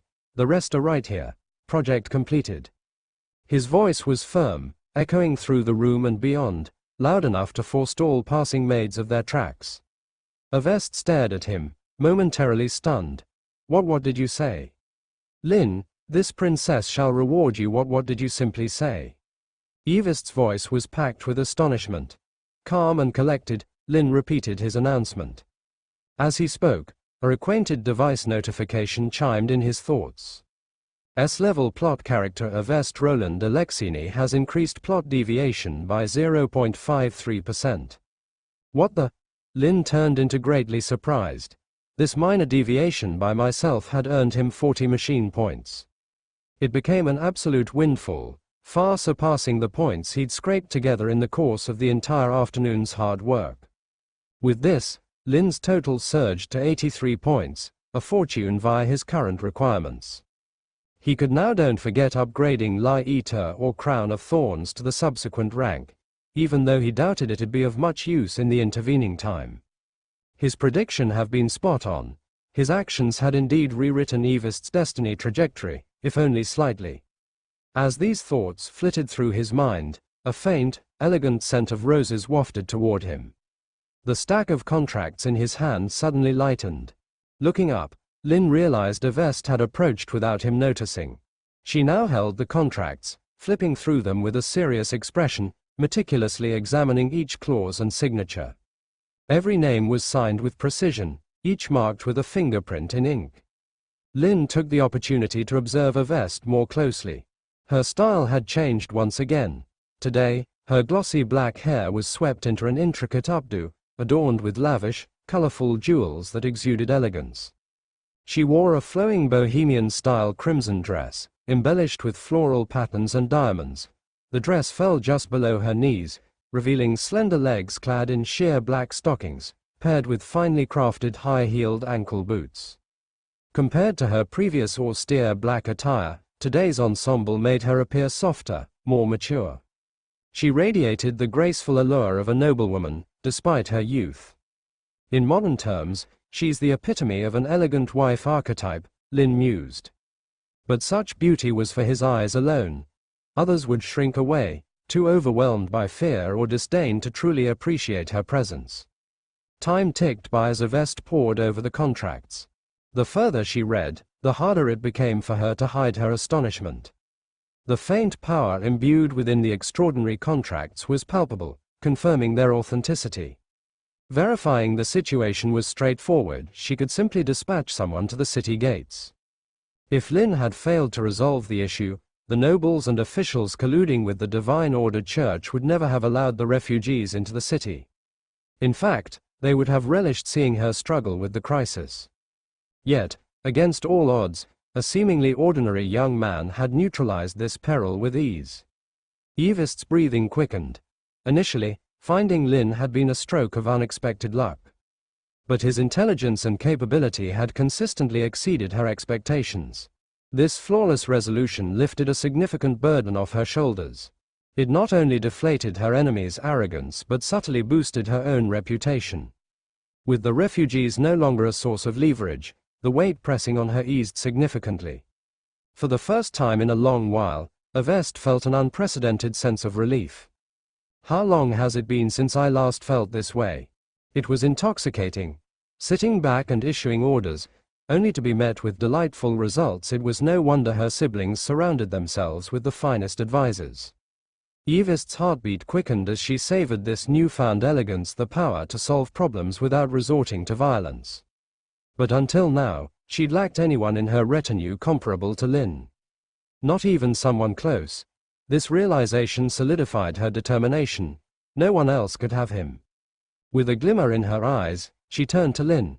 "Tell me, how did you manage this in just one afternoon?" Lin perked up, eager to recount his tale. Rolling up his sleeves, he began, "Your Highness, let me tell you, I went through a lot out there. You wouldn't believe how uncooperative the Security Bureau was. Those bastards were passive-aggressive at every turn and tried to obstruct us whenever they could. And the refugees? They were no better. The moment I arrived, they surrounded me and threatened to bash my head in. But I stood tall because I represent you, Your Highness, and the Empire's dignity. Before he could continue his embellished account, the ring on Eavest's finger glimmered faintly red. She glanced at it, her brows furrowing. The ring was an ancient cursed artifact that could briefly discern truth from lies. She had worn it during her meeting with the Divine Order Church envoy and had forgotten to take it off. Now, it revealed that Lin was lying. Eavest's gaze turned curious. Is he taking advantage of my earlier kindness to spin tall tales? The air grew colder. Noticing her icy demeanor, Lin laughed awkwardly, quickly abandoning his dramatics. Scratching his head, he admitted, "All right, fine. It was the usual tactics: divide and conquer, some persuasion, a bit of coercion. I dealt with the ringleader causing trouble, and the rest of the mob crumbled. While he made it sound simple, the execution had been anything but. In the end, human beings are individuals with their own mind and instances. Changing their beliefs with mere words become a ways from smooth. The important thing to his success had been Lie Eater, allowing him to manipulate the situation to his benefit. Avest seemed the black-haired, blue-eyed children in silence. He turned into best 17. What heights should he reach with a few extra years to develop? The nobles of the imperial capital were fools to have crossed a person so bold. In fact, Avest suspected that Lin could succeed in his vengeance even without her assist. For now, but the hypnosis binding him to her ensured he couldn't get away her draw close. Nevertheless, Avest disliked counting on such coercive means. In the future, she hoped, Lin would choose to live by means of her facet of his own volition. This thought delivered an uncharacteristic smile to her face. "You've finished an extremely good process." She located the contracts on her desk and leaned in opposition to the windowsill, palms crossed. Within the moonlight, she seemed airy and radiant. "So, I shall reward you. Lin, when you have a want, something at all, communicate it now. I can grant it, no matter what it is." Her offer was determined, her tone certainly one of regal authority. Hypnotized, once more feeling Evest's gaze, Lin diminished his head. Lie Eater's passive ability showed that she was telling the truth. But he chuckled coldly in his thoughts. Furnish any wish.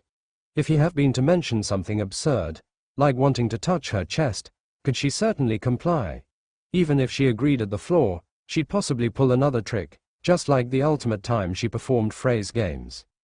While it came to women, their phrases have been excellent, all in favor of a grain of salt if not much less. Lin suspected that Evest's offer was merely a ploy to test his sincerity, to look if he nonetheless harbored thoughts of getaway. Too terrible for her, he'd already seen through it. "I have no wishes," Lin said, shaking his head. "Just being to your Highness's presence is extra gratifying than I ought to ever ask for.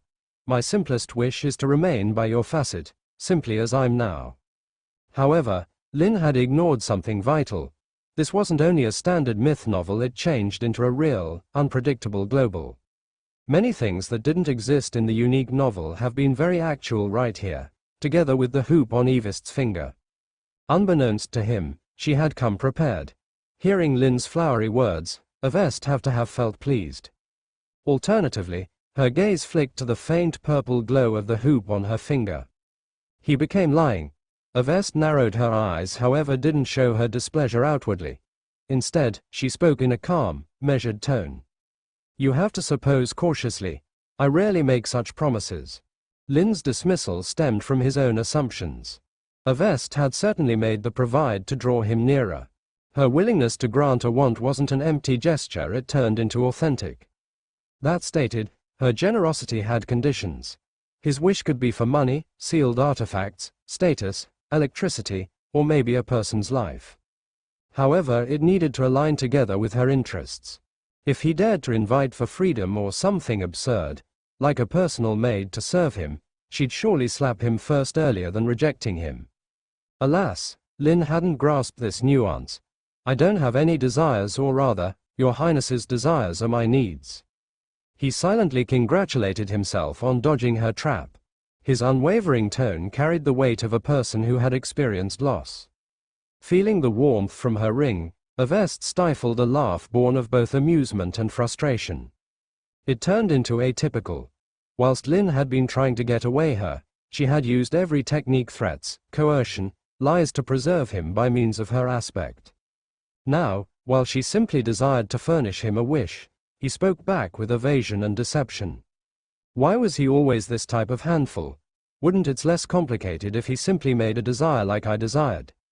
Evest's experience of rebellion flared. The extra Lin resisted her goodwill with lies, the greater she wanted to force him to just accept it. In spite of everything, she became a female of tough temperament. Sensing Evest's silence, Lin felt uneasy. Whilst he looked up, he found her expression had turned cold. "Mendacity dogs are disobedient," she stated icily. and disobedient dogs must be punished. Oh no! Lin's instincts kicked in as he hurriedly activated Lie Eater, preparing for the worst. Certain enough, Avest made her move without a caution. Her hand glowed as she raised it, displaying the Eye of the Thought's sigil in her palm. Lin's attention felt indifferent, his thoughts sluggish and hazy. What the hell? No wind-up at all. Thankfully, he'd prepared for this state of affairs. As his frame feigned succumbing to the hypnotic country, Lin silently exhaled in comfort. Blind to his ruse, Avest located Lin's blank, vacant expression with delight. She stepped nearer, her figure casting a sleek silhouette as she leaned towards the desk. Resting her lush, shapely hips on the brink, she crossed her legs, the sheer black stocking on her raised proper leg glowing faintly inside the light. She teasingly used the end of her boot to nudge Lin's chin, as although playing with a puppy. Avest didn't at once ask approximately his hidden desires. Alternatively, she took gain of her ring's fact-detecting residences. Licking her purple lips lightly, she started out her game. Who's extra lovely, me or Shirlina? You. Of course. The hoop stayed darkish. Evist's lips curved slightly. If Shirlina and that I fell into the water at the equal time, who could you shop? You. And I'd throw a rock at her for top degree. Who's the maximum lovely woman inside the global? Avest Roland Alexini. What do you watched of my outfit today? I don't love it. This dress accentuates your highness's splendor flawlessly. That's exactly why I don't want everybody, however, me to see it. Listening to this, Evest couldn't suppress her smile any further. This guy wasn't simply capable and sharp-tongued, he knew a way to flatter her. And surely so. The hoop confirmed his sincerity. Her preceding irritation dissipated like mist. Why became I even doubting him? She wondered. In any case, hypnotized people spoke from their hearts. In the meantime, Lin changed into sopping wet in cold sweat. It had eventually clicked Avest could figure his lies. Recalling how her gaze had repeatedly flicked to her ring, he pieced together the fact. Fortuitously, her current questions had aligned along with his actual thoughts. He'd never seen Shirlina and knew of her only from the novel, wherein she became described because the Empire's most beautiful female. In contrast, Avest changed into the maximum lovely lady he'd encountered to this point. As for his feedback on her attire, they too reflected his actual emotions. Despite the fact that he desired to distance himself from Avest, his natural possessiveness toward beautiful women couldn't be totally suppressed. However, what sincerely involved Lin wasn't these trivial questions. The problem was that he didn't recognize if Lie Eater could counteract the ring's effect. Despite the fact that it can, he wasn't approximately to gamble on it. For now, he was trapped in a precarious state where best fact could suffice. That is worse than actual hypnosis, Lin raged internally. If Avest determined to ask whether or not he was simply beneath hypnosis, he'd be absolutely doomed. Live calm, stay calm, he compelled himself to suppose. Given Evist's self-assurance in her hypnosis capability, she turned into not likely to question its effectiveness. In truth, this might be an opportunity. Recalling his in-advance plans, Lin's heart started out to race. Simply then, Evist's next query broke his concentration. Inform me, what's your authentic wish, the one you're hiding? She requested, her gaze piercing. Except escaping from me. I want your highness's relic. It was happening. When Avest asked her question, Lin's chest tightened. Yet, despite the tension, he wasn't surprised. This was a test but also an opportunity. His path was clear. With Evist's truth-detecting ring in play, there was little room for maneuvering. So, he decided not to overthink it. Instead, he would simply reveal his truest thoughts. It felt like a concession, a surrender to her authority. But at this juncture, there was no alternative. I want your highness's relic, Lin said in a dazed tone, his body frozen in the guise of hypnosis. Relic? Avest frowned. The term was common in many religious texts and often referred to high-level sealed artifacts. Usually, only objects imbued with a deity's extraordinary power qualified for such a title. Such items were exceedingly rare. Even with Evist's collection of luxurious containment facilities, she had never possessed anything considered a relic. What puzzled her more was Lin's peculiar phrasing, her relic. Ridiculous. Although Avest was powerful, she lacked the divine might of the gods worshipped by the major churches. So what could she possibly have that would qualify as a relic? Holding on to her doubts, Avest glanced at the glowing ring on her finger. It showed no reaction. The boy was telling the truth, he genuinely desired what he referred to as her relic. Avest remained silent for a moment before asking, "What exactly do you mean by relic?" She couldn't think of anything in her possession that fit such a description. Yet, she also doubted Lin would ask for something trivial. Perhaps this is something he has coveted for a long time, something he believes could help him escape his predicament or exact his revenge someday. To him, it must be of immense importance, so much so that even under hypnosis, he subconsciously sought it. Avest quietly contemplated this as Lin answered sluggishly, "By relic, I mean an object imbued with your highness's extraordinary power and life essence." Avest raised a brow, her confusion deepening. "Communicate, it appears that evidently. I suggest something like the stockings, heels, or undergarments your highness has worn." Lin's face remained blank. However, internally, he was screaming. Even with his body locked on this facade, pronouncing something so absurd made him want to crawl into a hole and vanish. Fortunately, Lie Eater held its ground, preserving his feigned hypnosis. After his words fell, the have a look had plunged right into a deafening silence. The surroundings grew to become unbearably demanding, as though even the faintest sound may want to shatter the stillness. Avest's expression shifted to one of utter disbelief. The mental bounce was too jarring. She had anticipated some grandiose scheme, possibly a tricky plan to seize power or freedom. Alternatively, he wanted her used clothes. Instinctively, Avest glanced at her ring. Nonetheless, no reaction.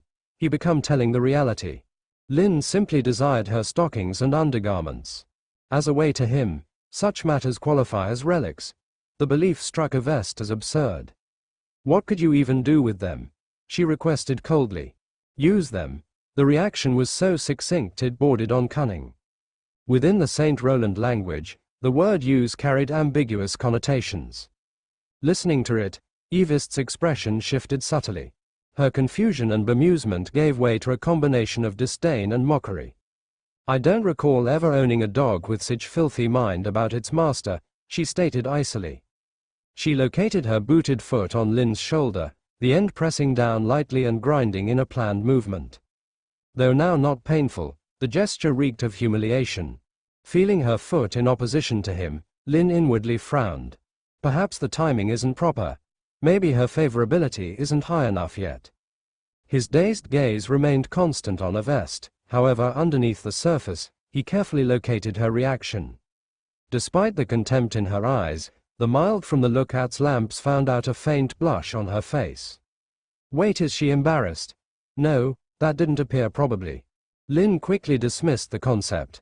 Avest wasn't the sort to blush out of shyness. He turned into sure of that. Then there's simplest and additional opportunity. Lin recalled something he'd read in his Beyond Life. While a person feels heightened exhilaration or stimulation, their sympathetic apprehensive device reacts, inflicting expanded heart rate, dilated blood vessels, and from time to time blushing. Could or not it's she's excited through the concept of her subordinate's ambitious dreams. The realization made Lin's scalp tingle. If that's actual, there's nonetheless wish. As if to affirm his suspicion, Avest's demeanor shifted. "However, considering I've already promised to furnish you one wish, I gained move lower back on my word," she said all at once. Her tone softened slightly, and her respiration grew faintly choppy. Even Avest didn't fully understand what became taking place to her. For the first time in her lifestyles, she felt a mixture of thrill and disgrace, a strange but not ugly sensation. It turned into absurd, however oddly freeing. After all, the look-at was empty except for Lin, who turned into supposedly hypnotized and could keep in mind nothing upon waking. "Nobody will ever realize what I do right here," she ideated to herself. Taking a deep breath, Avest reached down and removed her excessive heeled boot. Then, with practiced grace, she lifted the hem of her pink get-dressed slightly, revealing a pair of slim legs wrapped in sheer black stockings. Underneath Lin's clean gaze, a vest bent barely, her palms disappearing underneath her skirt. The sound of material sliding towards pores and skin stuffed the room, faint however unmistakable. Moments later, her feet bare, pale, and exquisitely fashioned touched the plush carpet. Her feet, painted a vibrant crimson, gleamed underneath the lamplight.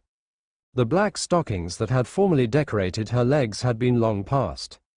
Before Lin should completely process the scene, a skinny, nearly obvious piece of black fabric landed softly in his palm. It was warm to the touch, sporting her acquainted rose-like fragrance. For a moment, Lin's heartbeat faltered, when small desires control big decisions. In this world, no one is entirely transparent, inside or out. No matter how genuine someone's heart is, they wear masks to navigate life. For some, the mask is thin. For others, it's impenetrably thick, obscuring their true self. But even the most guarded individuals occasionally retreat to solitude, removing their mask to find a moment of peace. Avest was no exception. Yet, she wore two masks. One covered her face, hiding the curse mark that repelled and disgusted others. The other concealed her true self, a shield she'd crafted since childhood to endure the scornful gazes of the world. Over the years, she'd abandoned her natural personality, donning the persona of the third princess to survive the cutthroat world of imperial politics. To uphold this facade, she buried her gentleness, embracing ruthlessness and authority. She became the embodiment of her ambition, even fooling herself into believing she'd achieved her ideal self. Her inner thoughts, her moments of vulnerability, no one knew them. No one, except Lin. Only in the presence of a hypnotized Lin did Avest let her guard down completely, treating him like a thoughtless automaton rather than a thinking, sentient human. That was why she had indulged in such an uncharacteristic act earlier.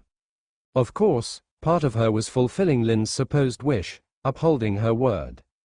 A leader's promise, after all, must carry weight. Had it been under any other circumstances, Avest would never have shown such a lapse in composure.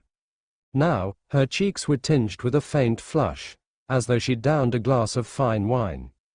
The severity and detachment that usually defined her features had softened, replaced by a rare, almost intoxicating allure. Seeing Lin dumbly cradling the black stocking she'd given him, Avest chuckled lightly. Such a fool, she teased, slipping her bare feet back into her boots before leaning casually against the desk once more. Her gaze lingered on him, and for reasons she couldn't explain, Lin felt a strange emotion rise within him. Thanks to her impulsive gesture, he had witnessed something dazzling and obtained what he jokingly called a relic. It was an unexpected windfall, one that brought him both triumph and turmoil. As the lingering warmth of the stocking pressed against his palm, Lin sighed inwardly. It was shameful to admit, but he felt as though he were caressing her thigh. Ridiculous. Thank goodness I'm not some degenerate fetishist, Lin thought, determined to maintain his self-respect. Avest's voice broke his reverie. Well, do you like it? Her casual tone sent a jolt through Lin's mind. Though she likely intended it as an offhand remark, to him, it was a loaded question. Like it? Of course not. He wasn't a pervert.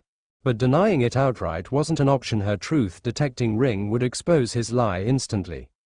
If he claimed he didn't like it, she'd wonder why he'd requested her relic in the first place. Should he admit the truth that he sought it to establish a connection with her future, godlike self? That was impossible to explain. Caught in this mental labyrinth, cold sweat beaded on Lin's back. He couldn't stay silent either. Doing so would only arouse her suspicion. Left with no choice, Lin activated his saving grace, Lie Eater, praying it would once again shield him. I like it, he said, forcing the words out. The ring remained dormant. Figures. You really are a little deviant, Avest scoffed with a faint smirk. Success, Lin thought, stunned. He attributed this victory entirely to Lie Eater, refusing to believe it reflected his genuine feelings. Absolutely not. There's no way I actually feel that way. Just then, the eye of the mind symbol on Avest's palm began to flicker faintly. It signaled that the hypnosis was nearing its end. Avest sighed softly, lifting a hand to massage her temple. Her expression shifted as she tightened her posture, allowing her usual mask of cool authority to settle back into place. The warmth of a moment ago evaporated, replaced by the chilling dignity of the third princess. Presenting the glowing sigil to Lin, Avest began the customary post-hypnosis ritual. When the hypnosis ends, you will forget everything that happened. She paused mid-sentence, her eyes narrowing. She'd nearly overlooked something crucial. What would happen once he woke up and discovered the stocking in his possession? Though Lin wouldn't recall the events in the study, the mere presence of the item would lead him to certain conclusions. It didn't take a genius to connect the dots. Frowning, Avest reconsidered. Hypnotized as he was, she could plant any suggestion in his mind, crafting an alternate narrative to explain the stocking's appearance. The logic didn't need to be perfect, his subconscious would fill in the blanks. A wicked idea formed in her mind. Once you leave this room, you will forget everything that transpired here, she began, her voice taking on a mischievous lilt. However, you'll remember one thing. You're a perverted little thief who secretly lusts after the third princess. You stole her stocking to indulge your vile desires in the dead of night. A wicked smile curled her lips as she added, "Now, repeat after me." Her fingers crossed, accentuating her chest. She watched Lin with predatory leisure. Lin gritted his teeth inwardly, furious. This was downright malicious. He hesitated, only for Avest to raise a small recording stone, holding it up with a playful glint in her eyes. "Retain," she advised, her tone brimming with interest. This evil female. Suppressing his indignation, Lin complied reluctantly. "I'm a perverted little thief who secretly lusts after the third princess. I stole her stocking to indulge my vile dreams in the useless of night." "Perfect," Avest stated, her voice dripping with pleasure. As Lin exited the take-a-look-at, he clutched the black stocking tightly in his pocket. Though its warm temperature had faded, a weird feeling lingered within him. He couldn't pinpoint it, but snapshots of Avest's earlier actions replayed in his thoughts. Her delicate actions, her undeniable appeal, it turned into maddening. Rattling her. If most effective she weren't so unbearable weight, why must I set that aside? She's awful, undeniable and simple. Lin shook his head furiously. "Why are you smiling?" The query startled him. Turning the nook, he found himself face to face with Greya, who looked at him curiously. "You're smiling so broadly," Greya said. "What's in your thoughts?" "Me? Smiling?" Lin requested, dumbfounded. "Yes, and quite contentedly, I might upload." Lin froze. The realization hit him like a brick. There has been an antique announcing. If you could manipulate the little head, it will manage the massive one. In his previous lifestyles, Lin had scoffed at the concept, brushing off such men as weak-willed fools. Yet right here he changed into, verified incorrect by his personal movements. Ashamed, he raised his hand, geared up to slap himself into clarity. But at the remaining 2D, he hesitated. Rather, he smacked his brow with a powerful smack. "Whoa, Lin, relax. It's now not that critical," Greya exclaimed, startled. "The Witch of the Stop Morning, tomorrow." Upon waking, Lin accompanied the maid Nina to the library at the Augusta Manor. After acquiring the relic from Avest Ultimate Night, Lin had spent maximum of his time playing with the prayer ritual defined inside the authentic tale, hoping to attract the eye of the Witch of the Quit from 10,000 years later. However, via the middle of the night, he needed to reluctantly acknowledge the fact some of the settings in the authentic work had been both unreasonable or glossed over. With his constrained understanding of this world's occultism, replicating the protagonist's techniques turned into almost impossible for him. Vital info, which includes elements of the magical array and materials, were lacking. Fortuitously, Lin nonetheless remembered the key additives, and the prayer turned into etched into his thoughts. He most effective had to fill in the gaps with the best ritual expertise. In step with the unique story, the method became tedious and complex, however now not mainly disturbing. So long as one understood the concepts and possessed the important thing gear, even others should probably gain it. Of root, the protagonist's fulfillment inside the original work became because of his protagonist's air of secrecy. To discover the standards and shape of the ritual, Lin decided to head to the library to analyze relevant statistics. On his manor, he observed a few of the human beings he had seen at breakfast the day past. Upon seeing him, many instinctively made way and nodded in greeting. Possibly it changed into the have an impact on of how perfectly he had dealt with the issue with the creationist sect fans. Lin, however, became in no temper to engage with them and proceeded immediately to the library. The Augusta Manor turned into considerable, and the library resembled a small-scale public library, with rows of neatly organized books on rustic timber cabinets, all catalogued and well preserved. The usage of the index, Lin quickly placed a bookshelf and pulled out a noteworthy tome, an analysis and applications of ritual magic. This e-book had even been noted in short inside the original story, authored with the aid of a renowned student of the continent. Of root, the writer's reputation within the authentic paintings stemmed largely from her being a lovely lady. Readers who knew. Mevis Gorenst, Lin murmured, analyzing the author's call with a shake of his head. He puzzled whilst he might meet these girls who played giant roles inside the unique tale. Their narratives were possibly high-cost mines for him to make the most. With that notion, Lin prepared to borrow the e-book and head to a nearby front room vicinity.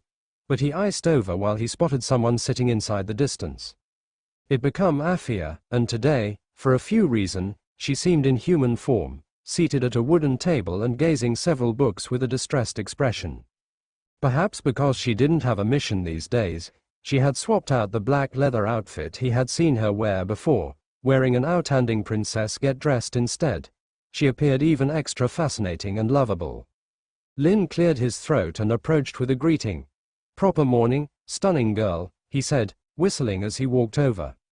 Afia's eyes lit up with a hint of delight upon recognizing him.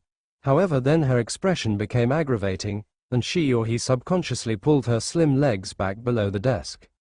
Lin glanced down and noticed she changed into wearing the princess shoes he had talented her, snugly encasing her petite featuring in white silk stockings. A look of information dawned on his face as his gaze grew to become meaningful, causing Afia's face to flush purple. "It's simply that I placed him on by means of mistake this morning," she stammered. "I'll pass trade them later." Earlier than she may want to end, Lin felt a faucet on his shoulder. "Yo, what brings you right here?" Turning round, Lin saw Morris standing with several books in hand. "Bored. Thought I'd find something to study," Lin spoke back. Morris nodded before glancing at Afia, sprawled miserably at the table. Unable to face up to teasing, he remarked, "What's the matter? Not flaunting those footwear today? The previous day, you ran around showing 'em off to all and sundry, even letting the princess see them. It's the first time I've visible you want something a lot. I'm wondering who gave them to you." Listening to this, Lin drew a pointy breath. He had originally planned to smooth matters over and flow on, but Morris had ripped off Afia's ultimate shred of dignity and stomped on it for top measure. This was sufficient to make her need to escape the planet. Sure, sufficient. The following second, Afia's eyes brimmed with tears as if she had been about to cry. "You all talk. I'll simply die quietly over here," her expression appeared to mention. Lin, feeling a twinge of guilt, determined to alternate the challenge. "By using the manor, why are you two right here? Do you have something to do?" he requested Morris. Morris appeared a piece afflicted. "We must go back to the imperial capital with the aid of the give-up of the year. Her Highness has issued an ultimatum. We should bypass the doorway examination for the St. Roland Royal Academy. So, we've been cramming." Lin pondered this. The end of the year meant only 1 month remained. It seemed he, too, would soon return to the capital, where he would face the storm meant for Everster. If he wanted to escape, that might be the perfect time. Alternatively, he could cozy up to some of the capital's influential figures and rely on them to rescue him from his plight. As he contemplated, Morris opened a book and pointed to the dense script of ancient St. Roland. "Do you know much about the 4 eras? This stuff gives me a headache." The ancient history of the continent was a required subject for the Royal Academy's entrance exams. Most people could score over 90%, so Morris and Afia were putting in the effort to keep up. Lin glanced at the information and immediately felt overwhelmed. Limited by the era's constraints, the content was cluttered and rife with errors. Sighing, he pulled up a chair and sat across from Afia. "The 4 eras," he began, "as the name implies, there are 4 of them. He explained each in detail. 1. Chaos era. Too far in the past to verify. 2. Era of gods. Gods walked the earth, creating divine nations and guiding primitive humans. 3. Era of holy wars. Massive conflicts among the gods, some of whom fell, severing many faiths. 4. Era of kings. Post-war, gods vanished, and humans faced a resurgence of ancient demons. He elaborated on the St. Roland Empire, the World Tree, and neighboring nations like Tutankhamun and Ceylon's Stat Republic, drawing from both historical texts and his understanding of the original narrative. By the time Lin returned to his room, it was evening. Dusk cast the manor's lawn in shades of dark gold, a somber and majestic sight. It was the perfect time to perform the ritual and attempt to draw the Witch of the End's gaze. Having thoroughly studied the book on ritual magic, Lin felt confident in his understanding of the process. If he successfully contacted the witch and passed her trial, he could regain his status as an extraordinary and unlock the system's divine factor, paving the way for unparalleled strength. With fiery determination, Lin began the ritual. What just happened? Well then, let's begin. Lin took a deep breath, his eyes fixed on the large sack placed on the floor. The bag contained various ritual materials he had obtained from Melanie. She hadn't asked him for a reason, approving his request without hesitation. After all, the hierarchy within Augusta Manor seemed to have developed a peculiar structure. At the top sat a Vest, followed by the elusive Baron Augusta, who had yet to appear, and the princess's original retinue. Rhine, once part of the upper echelon, had fallen due to recent events and now shared the same status as his brother, Greya. As for Lin, under normal circumstances, he should have been the lowest in rank. However, after resolving the creationist sect incident, a Vest seemed to have issued a decree, elevating Lin's status within the manor. Now, anyone who saw him addressed him as young master. This newfound respect allowed him to gather a wide variety of strange and rare materials with ease. He wasn't concerned about a Vest discovering his plans after all. His persona was that of an ordinary man with no extraordinary abilities. It was natural for others to think he wouldn't accept a life of mediocrity. Even if word of the ritual leaked, they'd likely dismiss it as a desperate act of a powerless individual. After all, most gods wouldn't bother responding to a forsaken believer. Lin opened the bag and methodically arranged its contents on the floor. What had been a spacious area quickly became cluttered with an assortment of items: piles of manuscript paper, jars of liquid, the remains of unknown creatures, glimmering magical gems, and more. Wiping the sweat from his forehead, Lin glanced at his reflection in a full-length mirror nearby. The boy in the mirror was tall and slender, his expression solemn. He wore a dark, oversized robe that concealed his frame, chosen not for any functional purpose, but because it fit the mysterious aesthetic of the occult. Lin was committed to maintaining his persona. It was now the cusp of afternoon and evening, the golden hues of twilight casting long shadows across the manor. Dusk, the Witch of the End's most powerful time of day, was the optimal moment for the ritual. Performing it now would significantly increase the likelihood of success. Of course, Lin wasn't overly optimistic about the outcome and didn't expect to succeed on his first attempt. He retrieved a flask filled with grayish-white powder and poured it into his palm, the substance resembling fine sand. It sifted through his fingers, drifting to the floor below. Without hesitation, Lin used the powder to draw the intricate diagram from the ritual instructions onto the ground. The powder, made from the ashes of a deep-sea whale's bones, possessed super-magical conductivity and religious resonance, making it best for crafting magical arrays. In spite of being his first attempt, the diagram turned out satisfactory thanks to the template he had followed. The layout was chaotic, a swirling mass of sharp, blood-crimson thorns encasing a reasonable coronary heart at its center. Surrounding the array were 12 empty nodes. Lin cautiously positioned jars and bottles in a selected order across the diagram. The middle materials covered rare organs from 3 different species, at the same time as the array's nodes held items together with moonlight crystals, bloodstones, essence of nocturne, scales of the abyssal serpent, and void wraith bones, amongst others. These were all sacrificial services preferred by using a Vest, in keeping with the authentic story. To an intruder, the setup would appear sinister, as if Lin have been trying to contact a few malevolent god. Most of the materials, the most 32,012 FD 371 B2 D8 BBF 6E5 E631 DC 96 CDAF object was a pair of black stockings enclosed in a crystalline field, a critical component for the ritual's achievement. Lin understood that relics maintained a subtle connection with their unique proprietors. In rituals, they served as anchor factors, akin to a GPS, helping navigate the turbulent river of time. Even gods required such anchors to keep away from turning into misplaced amidst limitless possibilities. Within the unique tale, the protagonist used a comparable approach to effectively talk with an historical god from a beyond timeline. However, because of the constraints of common regulations, even a hit verbal exchange ended in minimal actual international effect. In any other case, the world's timeline could have spiraled into chaos. This difficulty reassured Lin.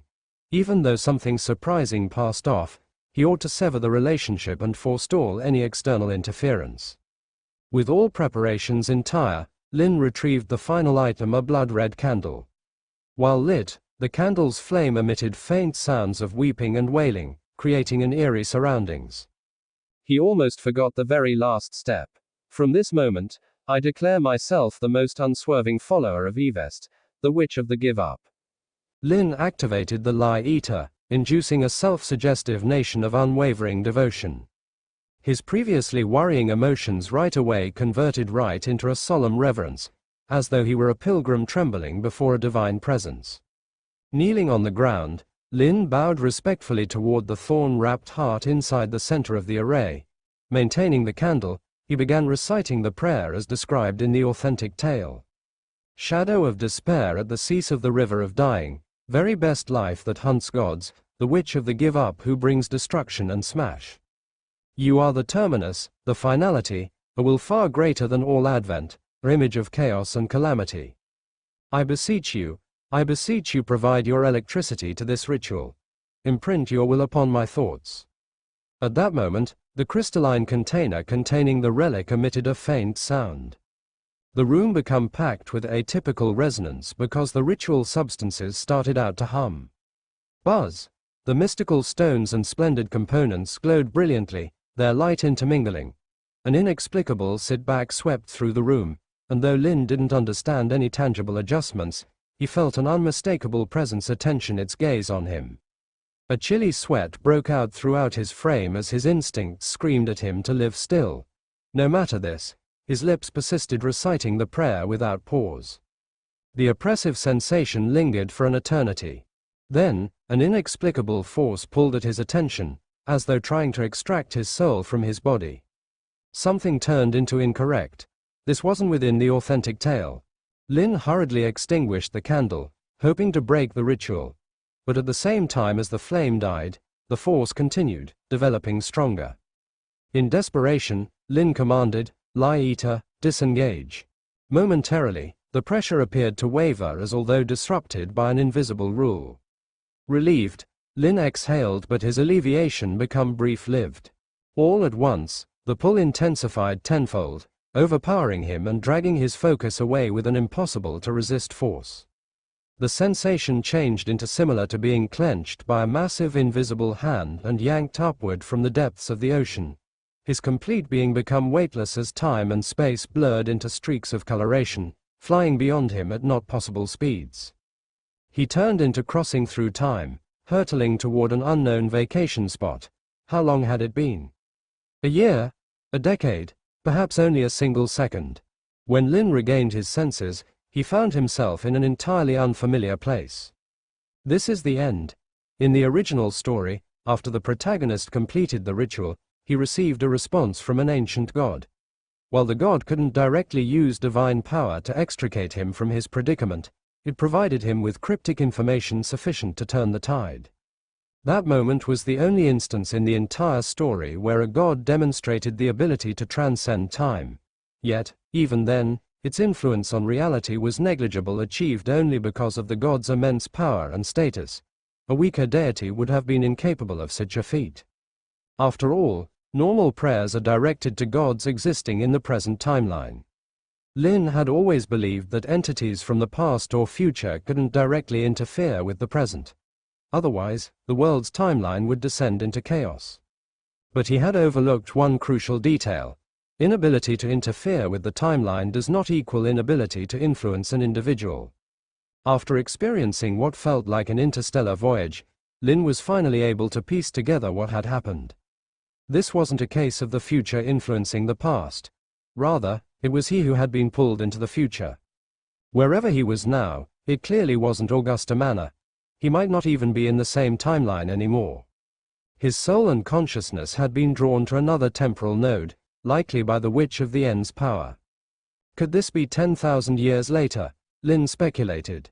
Only someone like Avest, having fully ascended as the Witch of the End, could achieve such a miracle, something beyond the capability of any other god. She had brought a soul from the past to this distant future. If this were true, his goal was already halfway complete. All that remained was to meet Avest in her new form and pledge allegiance to her. According to the original story, at this time, the Witch of the End was at her peak, relentlessly hunting the protagonist and his companions.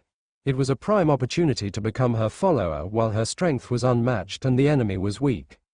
Heart-pounding, Lin took in his surroundings, a vast, unfamiliar hall that resembled a palace. Towering stone pillars adorned with intricate reliefs flanked a central pathway that extended deep into the interior. The view ahead was shrouded in shadow. Without hesitation, Lin moved forward. After about 5 minutes, the scene changed. Given the palace-like setting, it would have been fitting to encounter rows of heavily armored guards and a grand throne. But what Lin saw was far from ordinary. The first thing to catch his eye was a colossal statue. Ancient and imposing, it depicted a humanoid figure cloaked in robes that seemed to reflect an endless starry sky. The statue exuded a profound sense of mystery and depth. A sacred aura permeated the space, and faint hymns and praises echoed in Lin's ears. This was the statue of the Master of a Billion Stars, the god once worshipped by the Divine Order Church. The thought surfaced instinctively in Lin's mind. But the palace housed more than just this one statue. Lin looked upward. The enormous hall was divided into multiple levels, each featuring several towering statues, each distinct in form and expression. Some depicted gentle, compassionate women. Others, wise old men in white robes. Still others, proud warriors riding chariots. There were grotesque demons with twisted visages, ancient dragons, and titanic beings with vertical pupils exuding primal power. Each statue seemed almost alive, their gazes converging on Lin with overwhelming intensity. The sheer pressure was enough to make him feel the urge to bow in reverence. This is a pantheon, Lin thought, his heart pounding in awe. The chamber held 30 to 40 statues in total, each extending crystalline chains of flawless brilliance from their palms. The chains glimmered faintly, descending from all directions to converge at a single point. Following the chains with his eyes, Lin froze. In such a grand pantheon, nothing would have surprised him. But this shouldn't have been here. At the chain's convergence sat a woman, bound by the countless chains of order. She wore a tattered black gown, her long white hair cascading like a waterfall to her waist. Barefoot, her pale skin exuded an icy dignity, and her demeanor was cold and regal. Despite her beauty, the chains had locked her at nearly every joint: neck, wrists, ankles, and waist, depriving her of freedom. She sat silently on the edge of the central platform's steps, quietly flipping through a book in her hands. When Lin noticed her face, his breath caught in his throat. Though she wore no highly priced apparel, although her as soon as raven black hair had grew to become snow white, though the curse mark on her face had vanished, Lin without delay diagnosed her. This became Evesta Roland Alexini, the 0.33 princess of the Saint Roland Empire. Understanding this, Lin turned into deeply confused. What changed into happening? According to his memory, the Witch of the Quit at her top need to have ruled splendid in this era. Why, then, became she sure like a prisoner here? Furthermore, the proud, domineering presence of the one-third princess, together with her haughty smiles and sharp eyes, was long past. In its vicinity became an air of deathly silence and bloodless indifference, as though all energy had been drained from her. Lin instinctively approached. Hearing his footsteps, the lady eventually seemed up from her e-book, meeting his gaze. For a second, neither spoke. Lin wanted to mention something, however no phrases got here. Ultimately, she broke the silence. "I heard your call," she said, her cold voice without emotion. "So I delivered you right here." Lin forced a smile. "Your Highness, it's been a long time, may I ask, in which is that this region?" The Witch of the Stop. No. Avest closed her book with a tender thud. "As you said on your prayer," she answered softly, "that is the give up." She paused, her tone turning introspective. "It has been a long time due to the fact all of us addressed me that way." However, Lin slightly registered her latter phrases. Her in advance statement echoed in his thoughts. That is the stop. Whose cease? Whose end? The answer became apparent. It turned into hers. Lin's scalp tingled as a chilling awareness struck him. He had been wrong, absolutely and completely wrong. This wasn't 10,000 years into the destiny, during her height. It become a long way past that, up to now into the future that even he couldn't fathom it. This become the distant aftermath of the story, where the Witch of the Give Up met her tragic death. Here, Evester Roland Alexini, after dropping everything, have been sealed via the gods on this pantheon, looking forward to the autumn of the sword of Damocles to carry her very last give up. The horror didn't forestall there. Seeing him frozen in region, Avest requested, her tone calm, "What is your name?"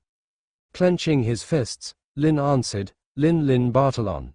He studied her expression, hoping for any sign of popularity. However, there has been none. "By no means heard of it," she said flatly. Lin's coronary heart skipped a beat. Desperate, he opened his system to verify her identification. The statistics turned into her call, her S stage ranking. This become absolutely the third princess he knew. However, then why his gaze fell at the final access inside the gadget show, and his thoughts reeled. Plot deviation, 0.00%, the lake and the ripple concept of destiny. Plot deviation, 0.00%. Lin's mind faltered for a second, staring in disbelief on the machine panel. The occasions with the creationist sect had most effective opened up the day gone by scenes nonetheless bright in his reminiscence. He had stored over 300 lives, extensively changing their fates and indirectly affecting the trajectory of Evist's future. Even putting that apart, Lin vividly remembered their first encounter while he eliminated her mask.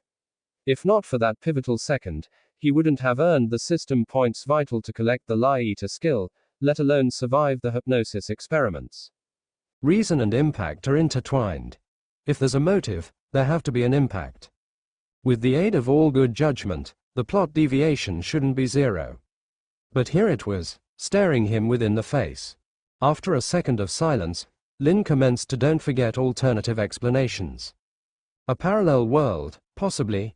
No, that didn't make experience.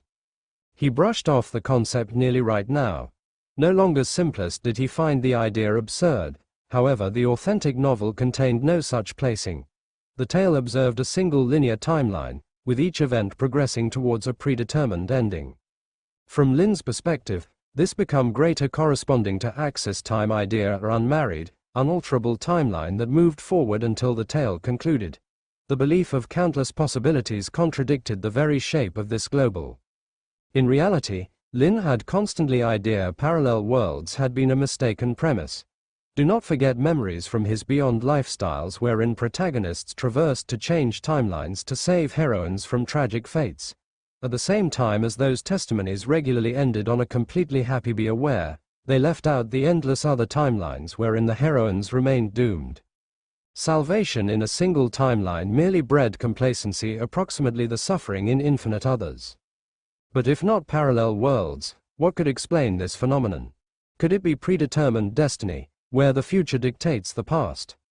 For instance, if someone were destined to die in poverty, even an unexpected windfall would be squandered through various means, ensuring they remained impoverished. In this analogy, Avest was the impoverished figure, and Lin was the windfall. His intervention, no matter how impactful, was ultimately powerless against the world's will to correct the plot. But this theory didn't hold either. If it were true, A vest should at least retain memories of her wealth, the changes Lin had brought. Yet her earlier reaction showed no trace of recognition. Feeling the Witch of the End's gaze on him, Lin broke the silence. Your Highness, do you remember Morris, Afia, or Milani? His eyes fixed on her face, searching for any flicker of recognition. This time, the witch's reaction was different. Her expression froze briefly before returning to its usual icy indifference. Lin caught a fleeting trace of recollection in her features, a memory, perhaps, though not a pleasant one. By now, she said softly, their time is almost up. Lin's heart sank. What do you mean? They're still alive in your era, the witch explained calmly. But they won't be for long. Lin took a deep breath. He had no reason to doubt her words. In the original novel, little was said about the princess's subordinates, and Lin couldn't recall any mention of those three. It was entirely plausible they had died early in the story, long before the plot's main events unfolded. Alternatively, these characters might not have existed in the original timeline. Their presence could be a result of the world's filling narrative gaps after Lin's arrival. But this revelation wasn't his primary concern. If the witch remembered her former subordinates, but not Lin, what made him different? A realization began to form in Lin's mind.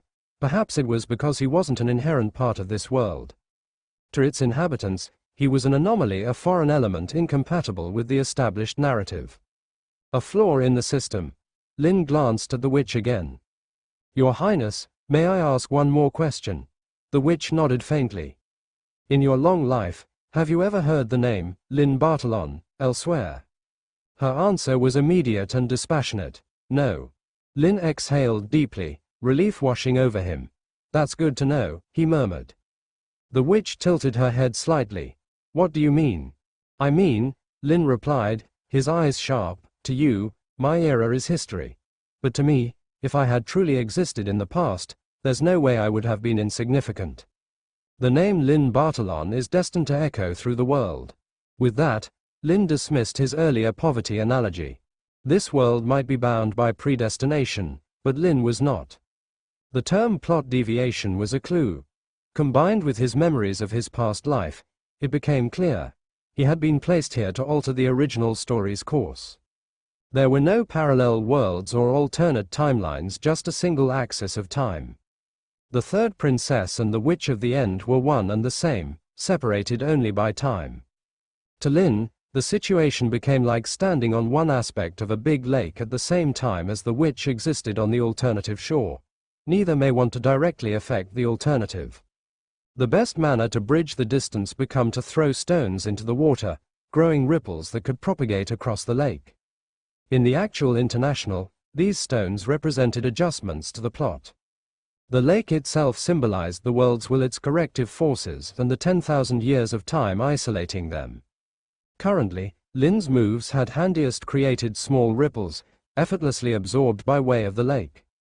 This explained why the witch had no memory of him and why the plot deviation had reset to zero. To the world, Lin didn't exist in the beyond or future handiest in the present. But this didn't mean his efforts were futile. To date, he had simplest tossed small stones into the lake. However, what if, someday, he hurled a mountain? If the ripples became waves, they might ultimately go the lake, defying time and rewriting fate. I'll make you take into account me, a vest, but alternatively. Why need I go to such lengths for this girl? Having unraveled the guidelines governing the timeline, Lin couldn't help, however, question his own reasons. Considering it, he didn't even like her. Every interaction they'd had changed into unpleasant, marked by manipulation and hostility. The whole thing was the end result of that vile villainous princess forcing his hand in the past. Even though the Witch of the Stop seemed like an entirely distinct character now, the atrocities she had devoted wouldn't truly vanish. The memory of their earlier exchange resurfaced in his thoughts. I'm Lin Bartolon. By no means heard of you. Her cold indifference at that moment stirred a seething anger inside him. He had half a mind to tear open his blouse and display her the thorn mark she had branded onto his chest, a constant reminder of the havoc she'd wreaked on his existence. Even though good judgment advised him the witch couldn't possibly recollect her past, his feelings surged, rejecting motive. How disgusting. You dragged me away, reshaped my entire lifestyles, and now you act like none of it matters. Such as you don't even realize me. He desired to point at her and call for answers, but he held himself lower back, forcing calm. Stay focused. Don't forget your cause. In the end, he had come here to break out her clutches, no longer to project her. His prayer was meant to make him her follower, to reignite his divine element and regain splendid competencies. He couldn't come up with the money to lose sight of that aim. Taking a deep breath, Lin looked back at the witch. Your Highness, he began, I known as upon you nowadays with a humble request. What's it? The witch idly fiddled with the chain around her neck, her disinterest undeniable.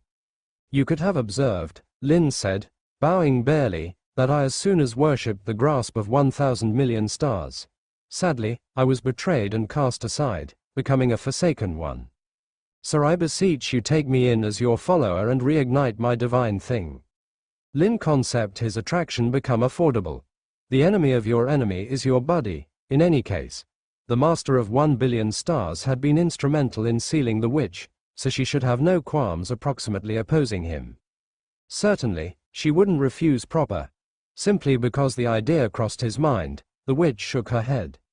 I refuse, she said actually. Lin froze. Why? Instead of answering, the witch raised a finger, pointing in the direction of the ceiling of the pantheon. Following her gesture, Lin seemed up. The spiraling structure above began to dissolve like a mirage, revealing a panoramic sight. A widespread, boundless starry sky unfurled before him, but it wasn't the celebs that captured his interest. Suspended in the heavens became something so massive, so incomprehensibly considerable, that it made him feel like a frog peering out of a well, privy to his insignificance. It was a massive, fortress-like magical weapon, shaped like a gargantuan sword. Its rough, weathered surface was inscribed with countless magical arrays. The weapon was so immense that its shadow seemed to encompass the entire planet, casting it into the darkness of impending annihilation. The Sword of Damocles. The thought struck Lin instinctively. In the original story, the Witch of the End was too powerful for the gods to kill.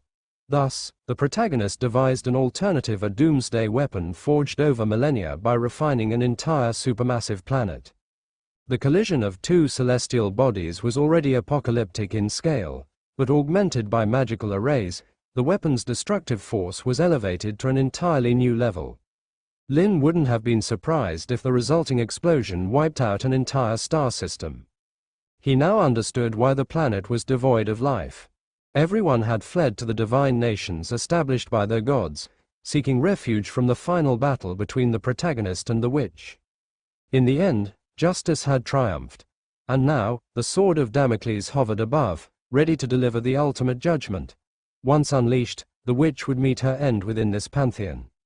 When she died, her divine essence would dissipate, and any divine factors granted to her followers would extinguish with it.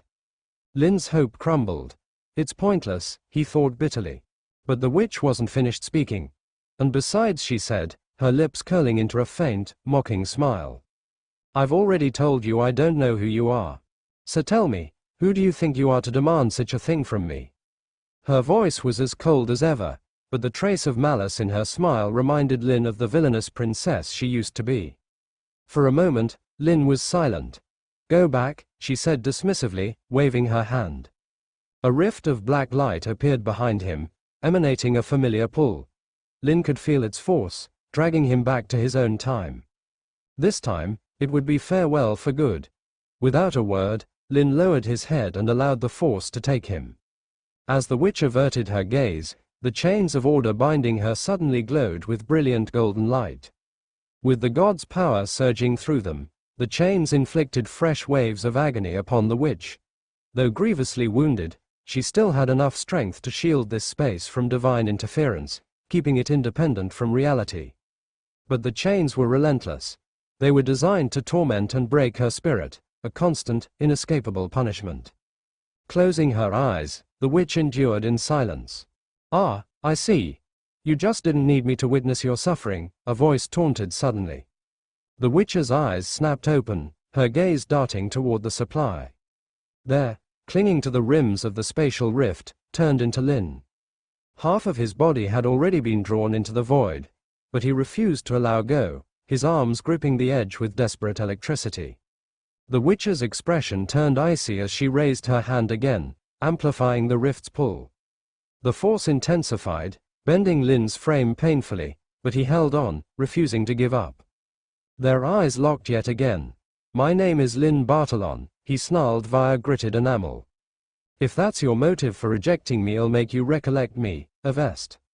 His phrases echoed sharply in the considerable, empty hall.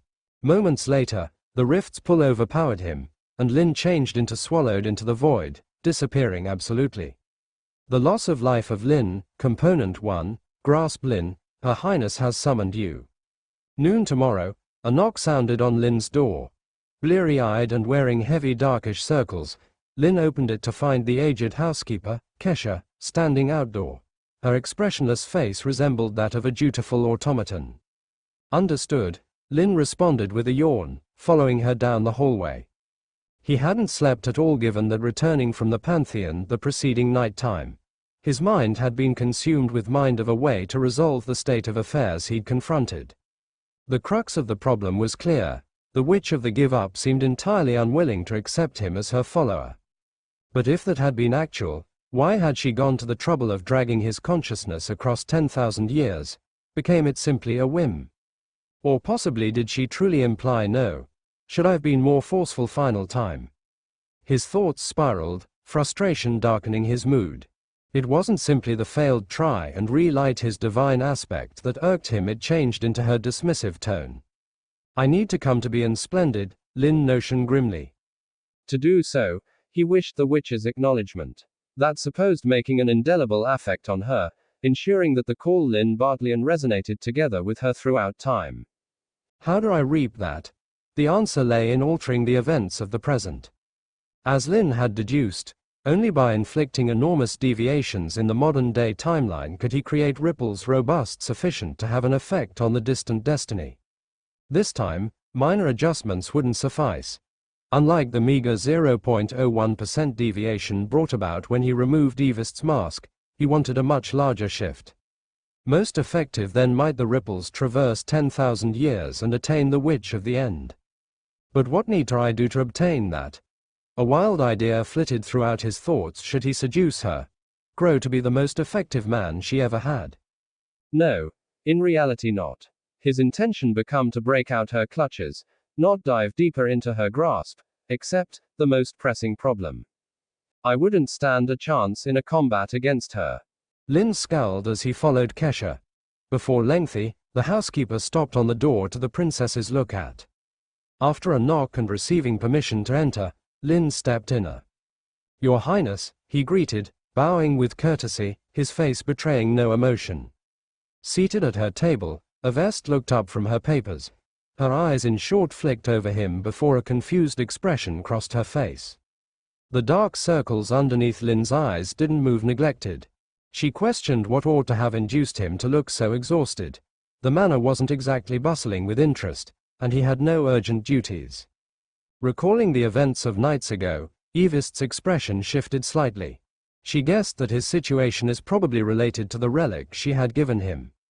Although she didn't meddle in her subordinates' non-public lives, this appeared to be her doing. In any case, the relic in query had come from her. Become it sincerely that captivating for guys? She questioned, confused. It's just a bit of cloth, faintly imbued with my air of secrecy. What's so unique approximately it? Suppressing her confusion, Avest cleared her throat. Younger guy, you need to take higher care of your health, she stated coolly, a subtle trace of disapproval in her tone. Lin staggered barely as he reached for the door. What the hell? Why does she sound like a mother coming across crusty tissues in her son's room? Someday, Lin vowed silently, in the future I'll stuff the one's tissues in your mouth. What did you summon me for, Your Highness? He asked. Avest's demeanor grew critical.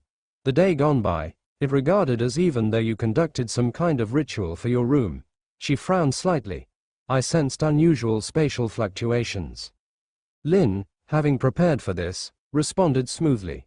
I was experimenting with techniques to contact a deity, hoping for a chance to regain splendid competencies. His reasoning became solid. It was the truth. In any case, Avest believed him, even though she presented a phrase of caution. Don't strive something so risky once more. You would possibly attract the eye of some unspeakable entity. Such as you, Lin retorted inwardly. As for turning into fantastic again, Avest persevered. Visit Melanie later. I've had her prepare something for you and arranged for a take a look at up. Lin should handiest nod silently, not able to protest. And one more element, Avest said, her tone brisk. Duke Tyrius has sent 2 invitations for a charity dinner party the following day night time. You'll accompany me. Me? Lin blinked in surprise. By the way, the Mosgra family has dispatched representatives from the capital to Orn Metropolis. They're without a doubt trying to win Duke Tyrius's aid for the second one prince. At the point out of the name Mosgra, Lin's eyes narrowed. Mosgra. He would in no way neglect the call. It was the circle of relatives of Irina Mosgra, the woman who had framed him as the shame of the aristocracy. The Mosgra family had thrived over the past 12 months, growing more potent by exploiting the Bartolon-owned family's downfall. Irina had performed no small element in their ascent, reinforced by way of her connections to the second prince. It's time we met again, Lin idea grimly. Noticing his silence, Avest assumed he was processing the information and moved on. My cause in Orn town is twofold, she explained. First, to deal with the creationist sect, a task almost whole, store for one missing ancient artifact of widespread electricity. 2d, to reinforce ties with the Tyrius circle of relatives. You're familiar with the succession ceremony and the position of elector counts, I believe. Yes, Lin answered carefully. Avest nodded, her sharp gaze scrutinizing his expression. And do you've got any thoughts on the second one, remember? Ah no, Lin replied, feigning deep thought earlier than shaking his head in mock dejection. What a terrible actor, Avest notion, suppressing a smirk. She briefly taken into consideration the use of hypnosis to find his authentic mind, however decided against it. It turned into huge daytime, and the dangers outweighed the blessings. Very well, she stated, feigning indifference. You're brushed off. Though come to my chambers tonight when you have time. Yes, Your Highness. After Lin left, Avest's expression reverted to its usual coldness. She rose, gazing out the window, her mind preoccupied. While the dispute with the first princess, Sharina, had prompted her mission to Orn City, her real objective was to recover the ancient artifact tied to the creationist sect. Despite annihilating the sect, the artifact remained missing. Something about the situation felt off. Staring into the sunlit landscape outside, Avest couldn't shake her unease. This isn't over. Not yet. The Death of Lin, Part 2. Miss Melanie, Lin muttered, sprawled face down on a medical bed. How do you make a woman remember you so deeply that she can't forget you? The petite brown-haired woman paused mid-examination, her hand frozen in place. She glanced at him, then raised an eyebrow with a hint of concern. I know my body might be tempting to you, she said, feigning seriousness, but isn't it a little too early for such thoughts? No one's tempted by your body, Lin retorted with a groan. Rude brat, Melanie shot back, rolling her eyes before resuming her usual laid-back demeanor. Picking up a nearby instrument, she began measuring something near his head. By the way, she said absently, it's strange. After you, I tried hypnosis on 15 more test subjects, but none of them succeeded. Could it be that your case is unrepeatable? Her brow furrowed in thought, her tone tinged with genuine curiosity. She wasn't wrong. None of those doomed prisoners had the Lie Eater, a god-tier skill beyond comprehension. The casual conversation continued as Melanie conducted her examination. Lin remained still and cooperative throughout. Halfway through, Melanie seemed to remember something. She reached for a small bottle on a nearby table and tossed it to him. Lin caught it, inspecting the contents. Inside was a glowing green speck, faintly resembling a firefly. What's this? Exactly what you think, Melanie said with a nod. It's the latest result from Research Facility Number 8, a divine factor stripped of its original imprint. Lin fell silent, staring at the bottle in his hand. He recognized it all too well. After all, His fall from grace as a forsaken one had been orchestrated by none other than the Mosgra family. He could still vividly recall the Archbishop of the Divine Order Church, the one who had personally extracted his divine factor. That man was undoubtedly one of the key conspirators. Even now, Lin remained perplexed. What about the Bartolon family had been so desirable that it drew such a relentless, wolf-like onslaught? Perhaps only on the day he exacted his revenge would the truth be revealed. Her Highness spent considerable resources to procure this, Melanie said earnestly. You may think her methods are heavy-handed, but she does value you deeply. I'd rather she didn't, Lin thought dryly. Seeing his silence, Melanie decided not to press the matter. Instead, she added, this divine factor belongs to the sacred insight faith. For now, it's the most compatible option for you. It's distinct from the three major churches of the empire, being popular only in the Silent Republic of the southern continent. Its followers are mostly scholars who value knowledge and academia. While it won't make you a powerful combatant, it will grant you heightened perception and exceptional memory, a good fit for research and technical pursuits. Got it, Lin replied absently. To him, it didn't matter. He had no intention of using it. A real man needed raw power, not just clever tricks. His goal remained unchanged, to acquire the strongest divine factor and take on the entire world, bending it to his will. To achieve that, he had to ensure the Witch of the End would remember him forever and willingly make him her follower. But time was running short. If he failed to become extraordinary soon, suspicion would arise. With a sigh, Lin mused aloud, Melanie, in your opinion, what's the most profound emotion? Anger? Despair? Melanie paused thoughtfully before shaking her head with a smile. Neither, she said. What, then? Lin asked, puzzled. Anger and despair are intense, but they fade with time, she explained.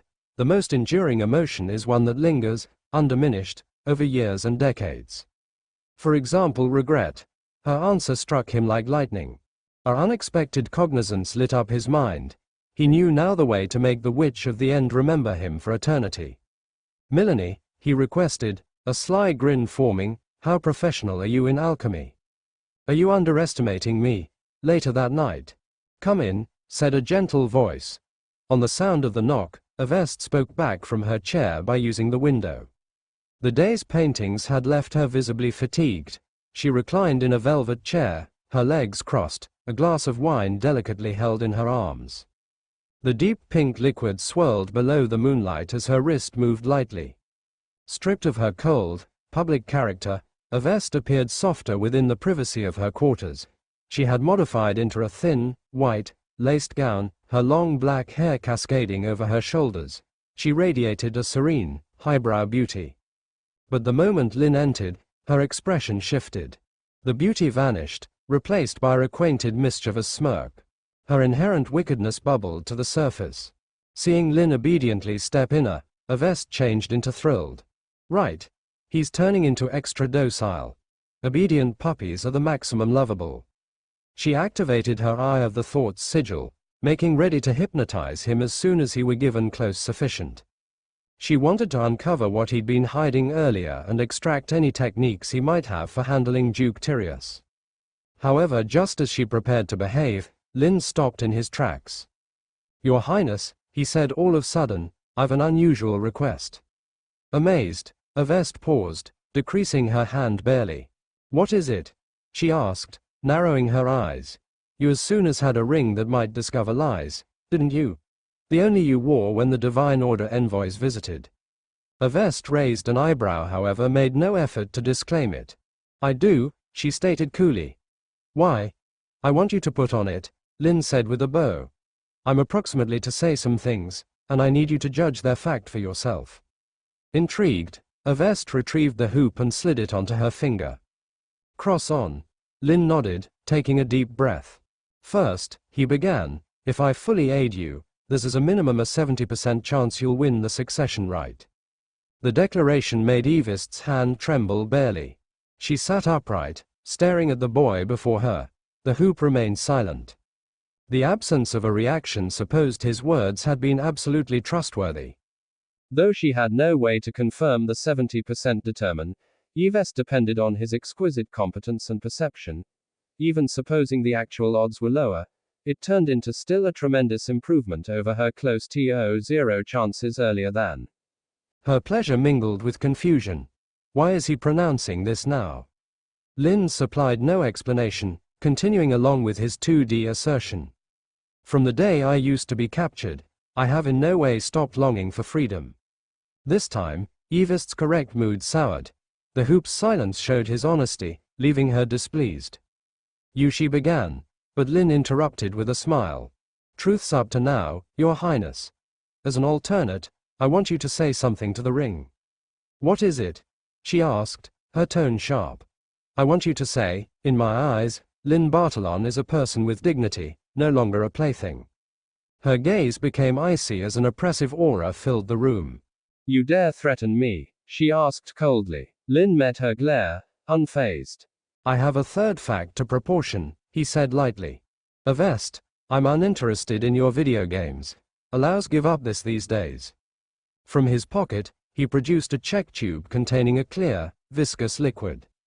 That is water ghost toxin, relatively delicate, he explained. One dose stops the coronary heart inside a minute. The ring remained silent, and Yves's unease grew. What are you doing? She demanded as her thorns began to surge forward. But she was too late. Lin smiled faintly as he raised the tube to his lips. I'm doing this. And he drank. An explosion of will. Miss Millenny, how skilled are you in alchemy? Are you questioning me? Well, can you make me a potion that looks, smells, and tastes like water ghost toxin essence, but lacks its deadly toxicity? Oh, so you're planning to deceive someone? Damn, women's intuition is terrifying, so, can you do it or not? Yes. The icy, slightly sweet liquid slid down Lin's throat, sending a faint numbing sensation through his body. It spread gradually, mimicking the effects of water ghost toxin essence, a common extraordinary potion used for surgical anesthesia. When overdosed, the toxin caused cardiac paralysis, leading to death. Of course, Lin had no intention of risking his life. After surviving the system's torment, hypnosis experiments, and Yves's machinations, he wasn't about to throw it all away. Not for this. So, he enlisted Millenny's help to concoct a harmless imitation. Whether Yves discovered the truth later was a problem for the future. For now, his priority was to drastically increase her plot deviation, ensuring that his actions reverberated across time to reach the witch of the end. To make his performance convincing, Lin activated the Lie Eater again. The skill had become so second nature that even creating false perceptions like the belief he had ingested a deadly toxin felt seamless.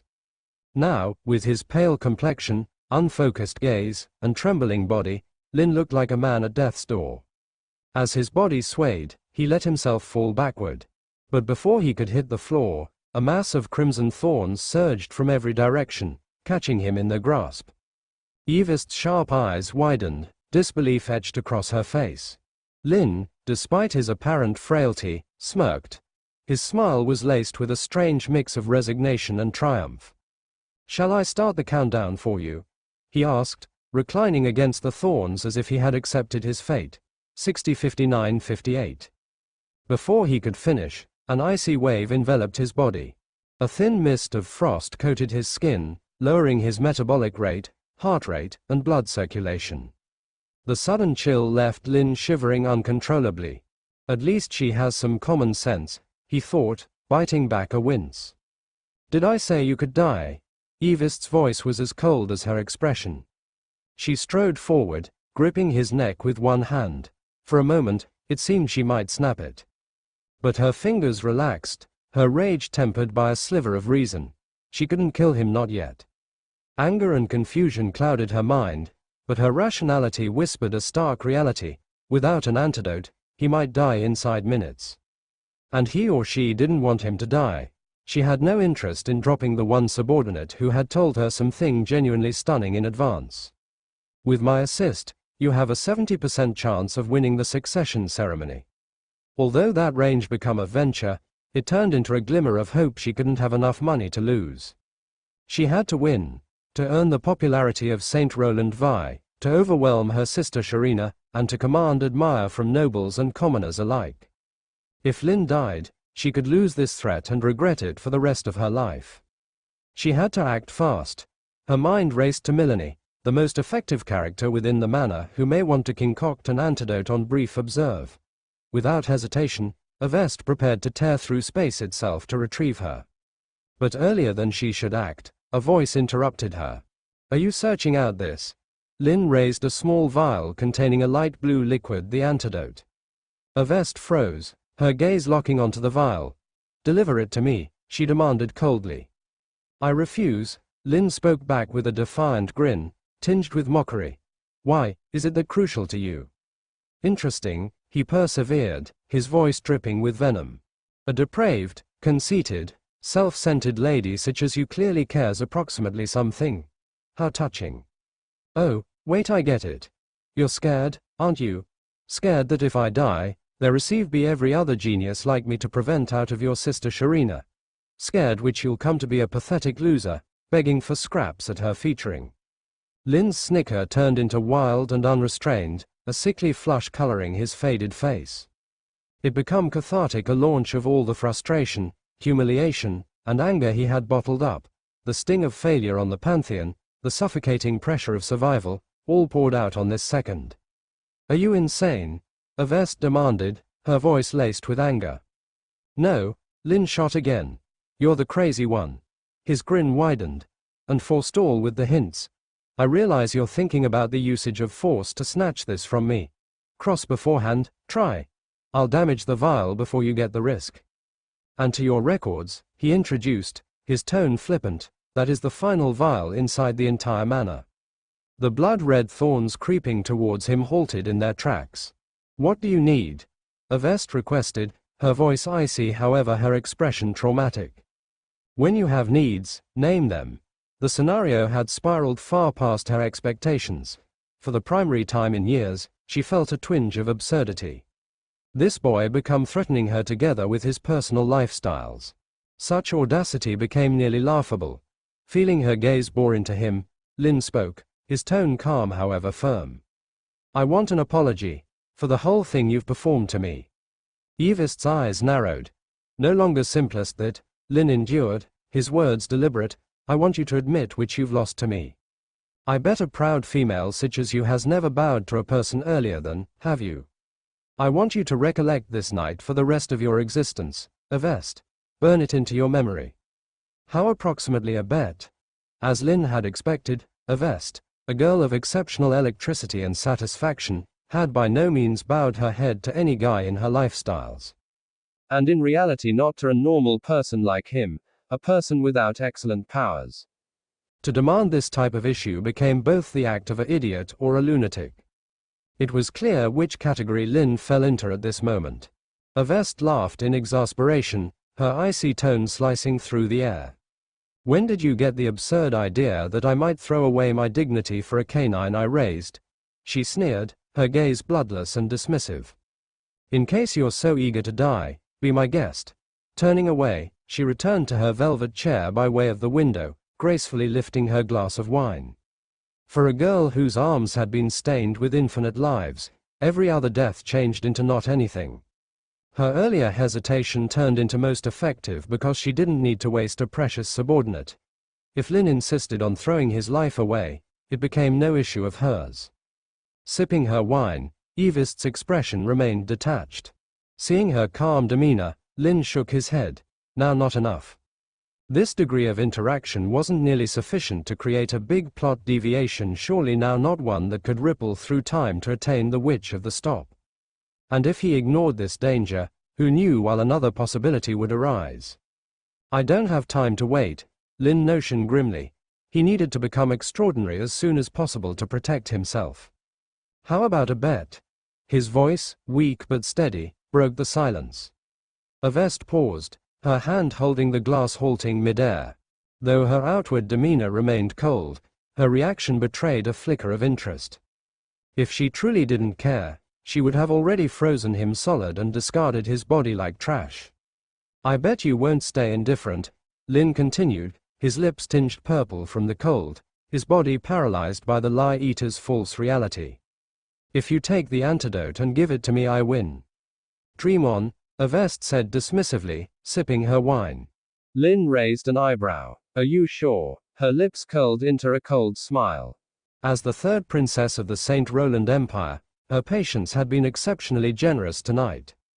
Anyone else who dared to provoke her this much would have been dismembered, their remains scattered without a second thought. But it ended here. There was no chance she would lower herself to do what he asked. None.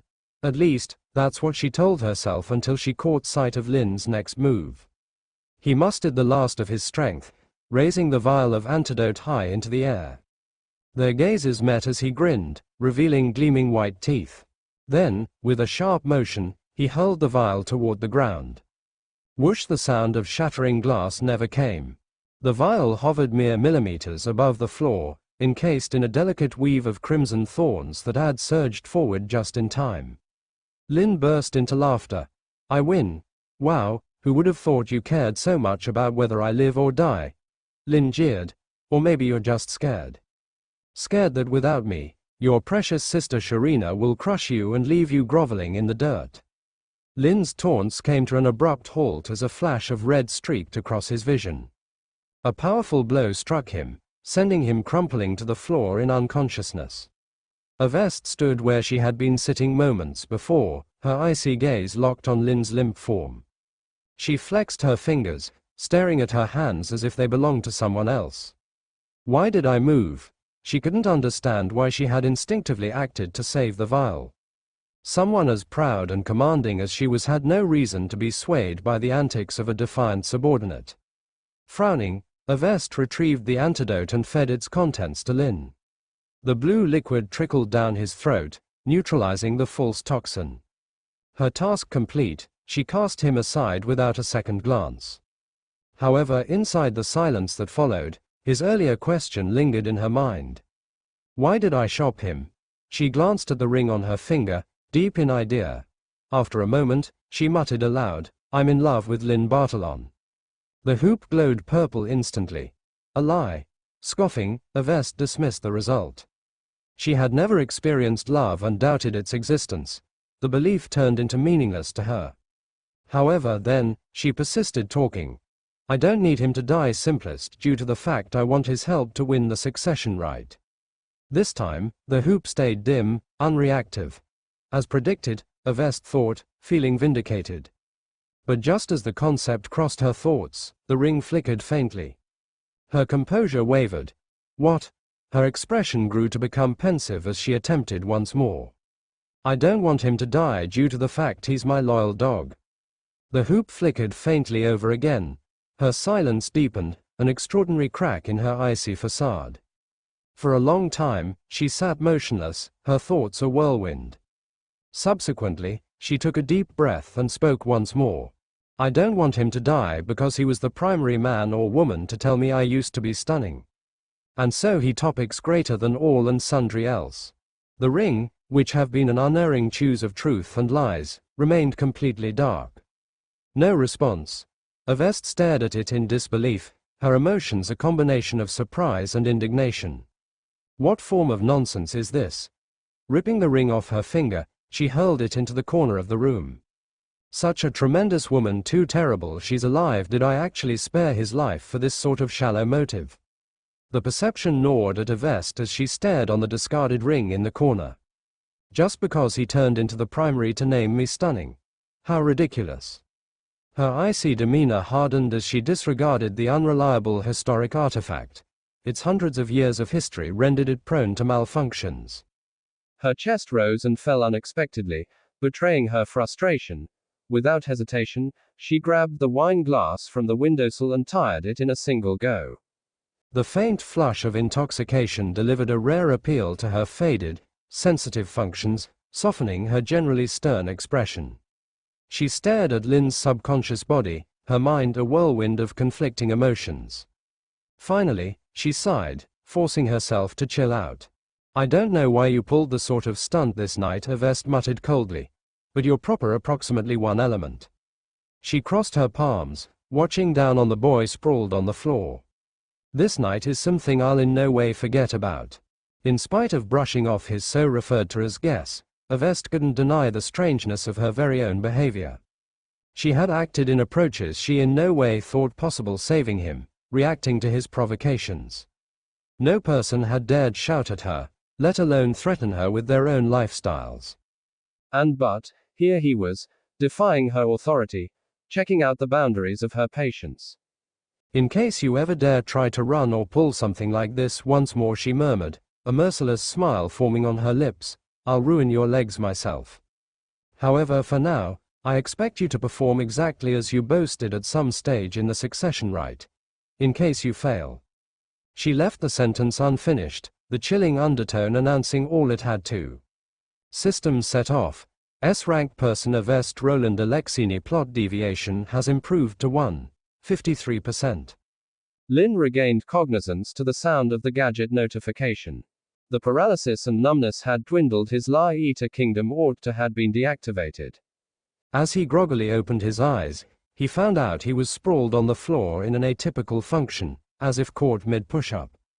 Earlier than he could pass, he felt a weight pressed down on his returned, pinning him in area. Live down, got here Avest's familiar, frosty voice from above. Why you Lin started, attempting to carry himself, simplest to be forced backpedal by using her foot. Reality sank in speedy. Seated elegantly on her purple velvet chair, Avest sipped from her wineglass whilst looking at the moonlit window. Her jet black hair cascaded down her lower back, and her alabaster skin glowed ethereally in the silver mild. But Lin wasn't inside the temper to appreciate her splendor. The reason for his abnormal function became all too clean. Avest had propped her smooth, narrow legs and her naked featuring on his returned as even though he had been a mere footstool. The sensation of her warm, smooth paws and skin pressing through the skinny cloth of his shirt became not possible to ignore. Improbable. Rage bubbled up in Lin's chest. He wasn't one to undergo such humiliation gently. But when he tilted his head in defiance, the angle offered an accidental view up her skirt. The moonlight spilling through the window found out a tantalizing silhouette, faint however unmistakable. For a quick, maddening moment, his frustration melted away. Thrilling, sir, the amazing princess isn't simply barren of allies, however additionally a minimalist in sure respects. Lin inhaled sharply, his fury dissipating like smoke within the wind. Thanks for the meal. He reduced his head, resuming his position as steadfastly as a soldier status at interest. Above him, Avest's voice carried a mocking lilt. How dare you try to stop your existence without my permission? She chided. And not simplest that as my pet, you had the audacity to mock your master with such hints. Her tone grew less warm. Tell me, how must I punish you? Lin stated not anything, choosing as an alternative to remain nonetheless, centered absolutely on memorizing the surroundings earlier than him. Avest frowned at his silence, mistaking his compliance for depression. Possibly I'd driven him too a ways this time. After a second's thought, she determined to ease her punishment only a little. Very well, she stated casually, lie down there and repeat after me. I'm sorry, Your Highness, I was incorrect. Say it till I'm happy. Unbelievable, Lin eyed bitterly. His actions tonight weren't born of real recklessness. The anger and madness he displayed have been partly feigned, calculated to push Avest into drastic actions and growth her plot deviation. If no longer for his need to persuade the future witch of the end, he could have endured biding his time. Nonetheless, his gamble had paid off. Avest's plot deviation was now at 1.53%, incomes him 100 machine points. His total stability reached 183, sufficient to draw a new skill. Now not bad. Now, he could simplest wish those adjustments carried over to the distant future. With a resigned sigh, Lin muttered, I'm sorry, Your Highness, I was wrong. Louder. I'm sorry, Your Highness, I was wrong. I'm sorry, Your Highness, I was wrong. A heavy silence filled the room, punctuated simplest by his repeated apologies. Avest gazed on the moon, her mind inscrutable. After a while, she broke the stillness with an surprising comment. Don't throw your existence away so without difficulty, she murmured. After you're useless, that's it. There's nothing left. Lin iced up, startled by way of her surprising words. Sure, Your Highness, he spoke back softly, her foot pressed into his again tougher. Did I tell you to stop? I'm sorry, Your Highness, I was wrong. Time passed. Exhausted, Lin eventually faltered in his apologies, glancing up to gauge her reaction. But Yvette didn't respond. She had fallen asleep in her chair, her posture serene. The moonlight highlighted her elegant figure and delicate features. Despite her regal poise, faint shadows under her eyes betrayed her exhaustion. What a shame, Lin mused, such a wonderful woman, too bad she's alive. Carefully, he slipped out from under her legs, gently lowering her feet to the carpet. Retrieving a soft silk blanket from her bed, he draped it lightly over her shoulders. Good night, villainous princess, he whispered. I've got a date with the Witch of the End. As Lin quietly exited the room, Yvette's eyes fluttered open. She glanced at the blanket, her fingers brushing over the fabric. At least he has a shred of decency left. You, go take down the Master of a Billion Stars. After leaving Yvette, Lin went straight back to his room. Although it felt like a long time had passed, in reality, he had spent just over half an hour with her. The night was still young, giving him plenty of time to take care of other matters. With this in mind, Lin pulled back the velvet carpet beside his bed, revealing the wooden floor beneath. Though a day had passed, the ritual array he had drawn last night still faintly remained. Moreover, there were just enough leftover extraordinary materials to support one more prayer ceremony. The only problem was that the relic seemed to have lost its potency. The once strong scent of roses had significantly faded, leaving Lin unsure if it would still work. After a swift and practiced setup, the ritual array identical to the one from yesterday was ready once more. Following the same process, Lin began to pray. This time, as soon as he finished reciting the prayer, a chilling gust of wind swept through his bedroom. The chaotic spiritual energy and space fluctuations of an extraordinary force raged around him, making his clothes billow dramatically. As the future Witch of the End, even though she was sealed by the gods within the pantheon, the remnants of her power were still capable of extraordinary feats. What's more, Lin was likely the only person in the last 100,000 years to cross the timeline to pray to her. This naturally earned her attention. As these thoughts crossed his mind, the now familiar pull of her presence enveloped him, drawing him toward her once again. Returning to the pantheon, Lin saw the black-clad witch trapped by chains of divine order descending from the heavens. He strode toward her briskly. This time was different. The cold, white-haired, red-eyed woman, who had been reading a book during his last visit, wasn't engrossed in her usual pastime. Instead, she lay back on the steps, legs together, staring blankly at the top of the pantheon. Her long, white hair streamed down the steps like a flowing brook, shimmering faintly under the ethereal light. Through the illusory, dreamlike dome, she gazed silently at the unfinished planetary weapons suspended in space, lost in thought. Hearing Lin's footsteps, she blinked and seemed to come back to her senses. Expressionless, she sat up and looked at him. You really are boring, the Witch of the End said coldly. However, inside the silence that followed, his earlier question lingered in her mind. Why did I shop him? She glanced at the ring on her finger, deep in idea. After a moment, she muttered aloud, I'm in love with Lin Bartolon. The hoop glowed purple instantly. A lie. Scoffing, Yvette dismissed the result. She had never experienced love and doubted its existence. The belief turned into meaningless to her. However, then, she persisted talking. I don't need him to die simplest due to the fact I want his help to win the succession right. This time, the hoop stayed dim, unreactive. As predicted, Yvette thought, feeling vindicated. But just as the concept crossed her thoughts, the ring flickered faintly. Her composure wavered. What? Her expression grew to become pensive as she attempted once more. I don't want him to die due to the fact he's my loyal dog. The hoop flickered faintly over again. Her silence deepened, an extraordinary crack in her icy facade. For a long time, she sat motionless, her thoughts a whirlwind. Subsequently, she took a deep breath and spoke once more. I don't want him to die because he was the primary man or woman to tell me I used to be stunning. And so he topics greater than all and sundry else. The ring, which have been an unerring choose of truth and lies, remained completely dark. No response. Avest stared at it in disbelief, her emotions a combination of surprise and indignation. What form of nonsense is this? Ripping the ring off her finger, she hurled it into the corner of the room.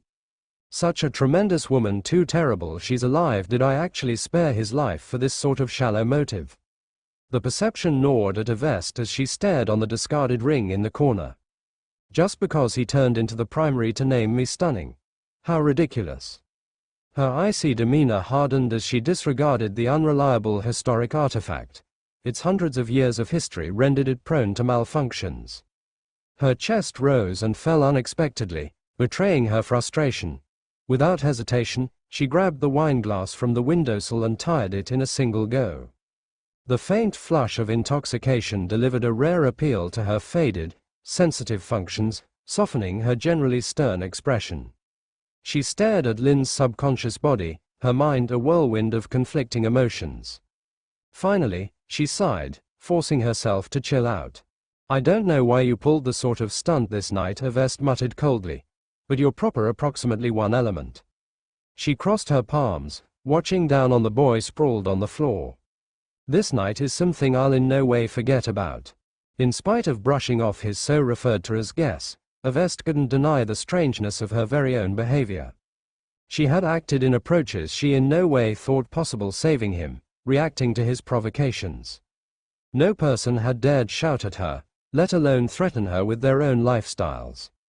But here he was, defying her authority, checking out the boundaries of her patience. In case you ever dare try to run or pull something like this once more, she murmured, a merciless smile forming on her lips, I'll ruin your legs myself. However, for now, I expect you to perform exactly as you boasted at some stage in the succession rite. In case you fail. She left the sentence unfinished, the chilling undertone announcing all it had to. Systems set off. S-rank person Avest Roland Alexini plot deviation has improved to 1.53%. Lin regained cognizance to the sound of the gadget notification. The paralysis and numbness had dwindled. His Lie-Eater Kingdom ought to have been deactivated. As he groggily opened his eyes, he found out he was sprawled on the floor in an atypical function, as if caught mid-push-up. Earlier than he could pass, he felt a weight pressed down on his returned, pinning him in area. Live down, got here, Avest's familiar, frosty voice from above. Why you? Lin started, attempting to carry himself, simplest to be forced backpedal by using her foot. Reality sank in speedy. Seated elegantly on her purple velvet chair, Avest sipped from her wineglass whilst looking at the moonlit window. Her jet black hair cascaded down her lower back, and her alabaster skin glowed ethereally in the silver mild. But Lin wasn't inside the temper to appreciate her splendor. The reason for his abnormal function became all too clean. Avest had propped her smooth, narrow legs and her naked featuring on his returned as even though he had been a mere footstool. The sensation of her warm, smooth paws and skin pressing through the skinny cloth of his shirt became not possible to ignore. Improbable. Rage bubbled up in Lin's chest. He wasn't one to undergo such humiliation gently. But when he tilted his head in defiance, the angle offered an accidental view up her skirt. The moonlight spilling through the window found out a tantalizing silhouette, faint however unmistakable. For a quick, maddening moment, his frustration melted away. Thrilling, sir, the amazing princess isn't simply barren of allies, however additionally a minimalist in sure respects. Lin inhaled sharply, his fury dissipating like smoke within the wind. Thanks for the meal. He reduced his head, resuming his position as steadfastly as a soldier, status at interest. Above him, Avest's voice carried a mocking lilt. How dare you try to stop your existence without my permission? She chided. And not simplest that as my pet, you had the audacity to mock your master with such hints. Her tone grew less warm. Tell me, how must I punish you? Lin stated not anything, choosing as an alternative to remain nonetheless, centered absolutely on memorizing the surroundings earlier than him. Avest frowned at his silence, mistaking his compliance for depression. Possibly I'd driven him 2 ways this time. After a second's thought, she determined to ease her punishment only a little. Very well, she stated casually, lie down there and repeat after me. I'm sorry, Your Highness, I was incorrect. Say it till I'm happy. Unbelievable, Lin idea bitterly. His actions tonight weren't born of real recklessness. The anger and madness he displayed have been partly feigned, calculated to push Avest into drastic actions and growth her plot deviation. If no longer for his need to persuade the future witch of the end, he could have endured biding his time. Nonetheless, his gamble had paid off. Avest's plot deviation was now at 153%, incomes him 100 machine points. His total stability reached 183, sufficient to draw a new skill. Now not bad. Now, he could simplest wish those adjustments carried over to the distant future. With a resigned sigh, Lin muttered, I'm sorry, Your Highness, I was wrong. Louder. I'm sorry, Your Highness, I was wrong. I'm sorry, Your Highness, I was wrong. A heavy silence filled the room, punctuated simplest by his repeated apologies. Avest gazed on the moon, her mind inscrutable. After a while, she broke the stillness with an surprising comment. Don't throw your existence away so without difficulty, she murmured. After you're useless, that's it. There's nothing left. Lin iced up, startled by way of her surprising words. Sure, Your Highness, he spoke back softly. Her foot pressed into his again tougher. It was even more powerful than the divine factor he remembered from the Master of a Billion Stars. The heavy weight that had been pressing down on him finally lifted. From this moment onward, whether it was escaping from Avest's grasp or returning to the imperial capital to enact a revenge tale as the Marquis's son, Lin now had the confidence to take on anything. After all, he had the system by his side. Thinking of this, a pleased Lin offered a polite bow. Miss Witch, please grant me the trial to ascend to second order. Although he had only just stepped into the first order, with a long journey ahead, Lin decided to prepare early. In his recollection, advancing to second order required completing 4 trials. Some were relatively simple, while others were grueling and exhausting. It had taken his past self a full 6 months to successfully reach the second order at a relatively fast pace. Each completed trial would earn him a new divine factor or some extraordinary artifact bestowed by the gods, bolstering his strength further. However, trials after the second order would grow exponentially harder. In the short term, reaching the second order as quickly as possible seemed realistic. Noticing Lin's newfound confidence, the Witch of the End regarded him with a faintly ambiguous expression. I need you to kill a foe of mine named Geotus, she said calmly, her tone unhurried as she addressed her newly anointed follower. Lin nodded.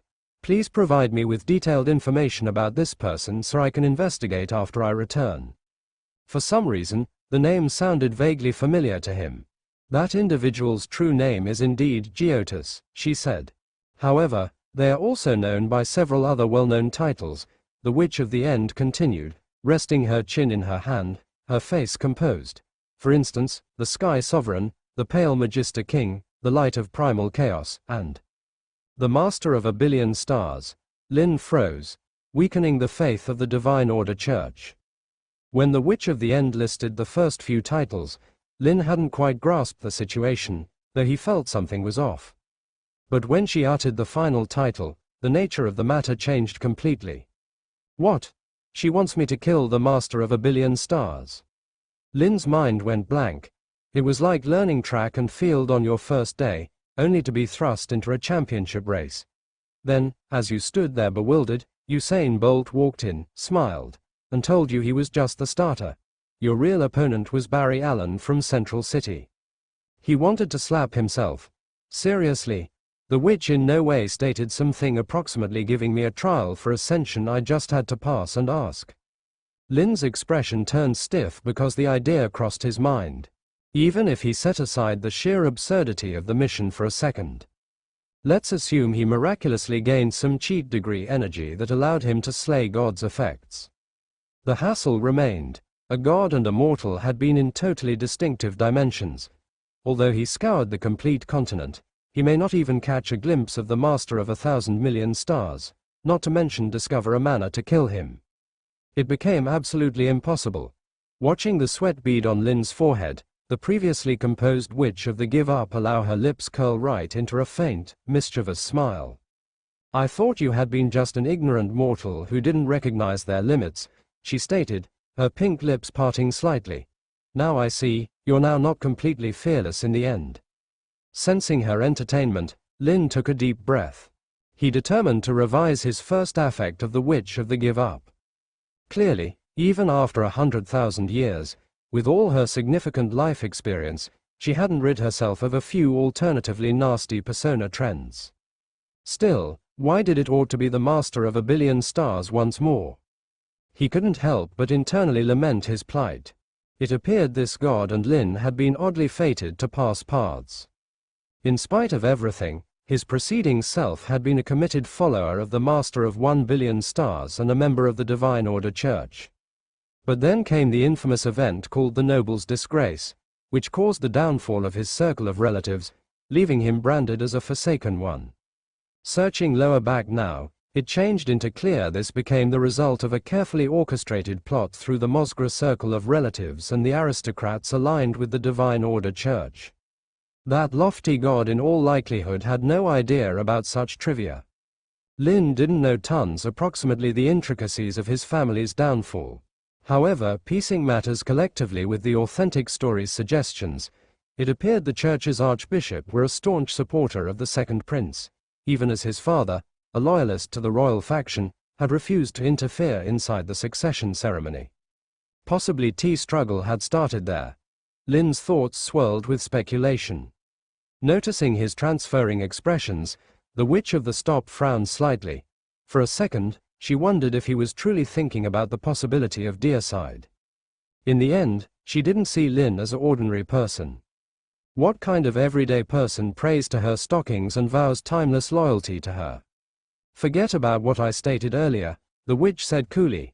Now, here is the actual trial I need you to finish. Do where a god's power simply comes from. Her voice turned into clear and melodious. Seemingly locating her function uncomfortable, the witch casually waved her hand.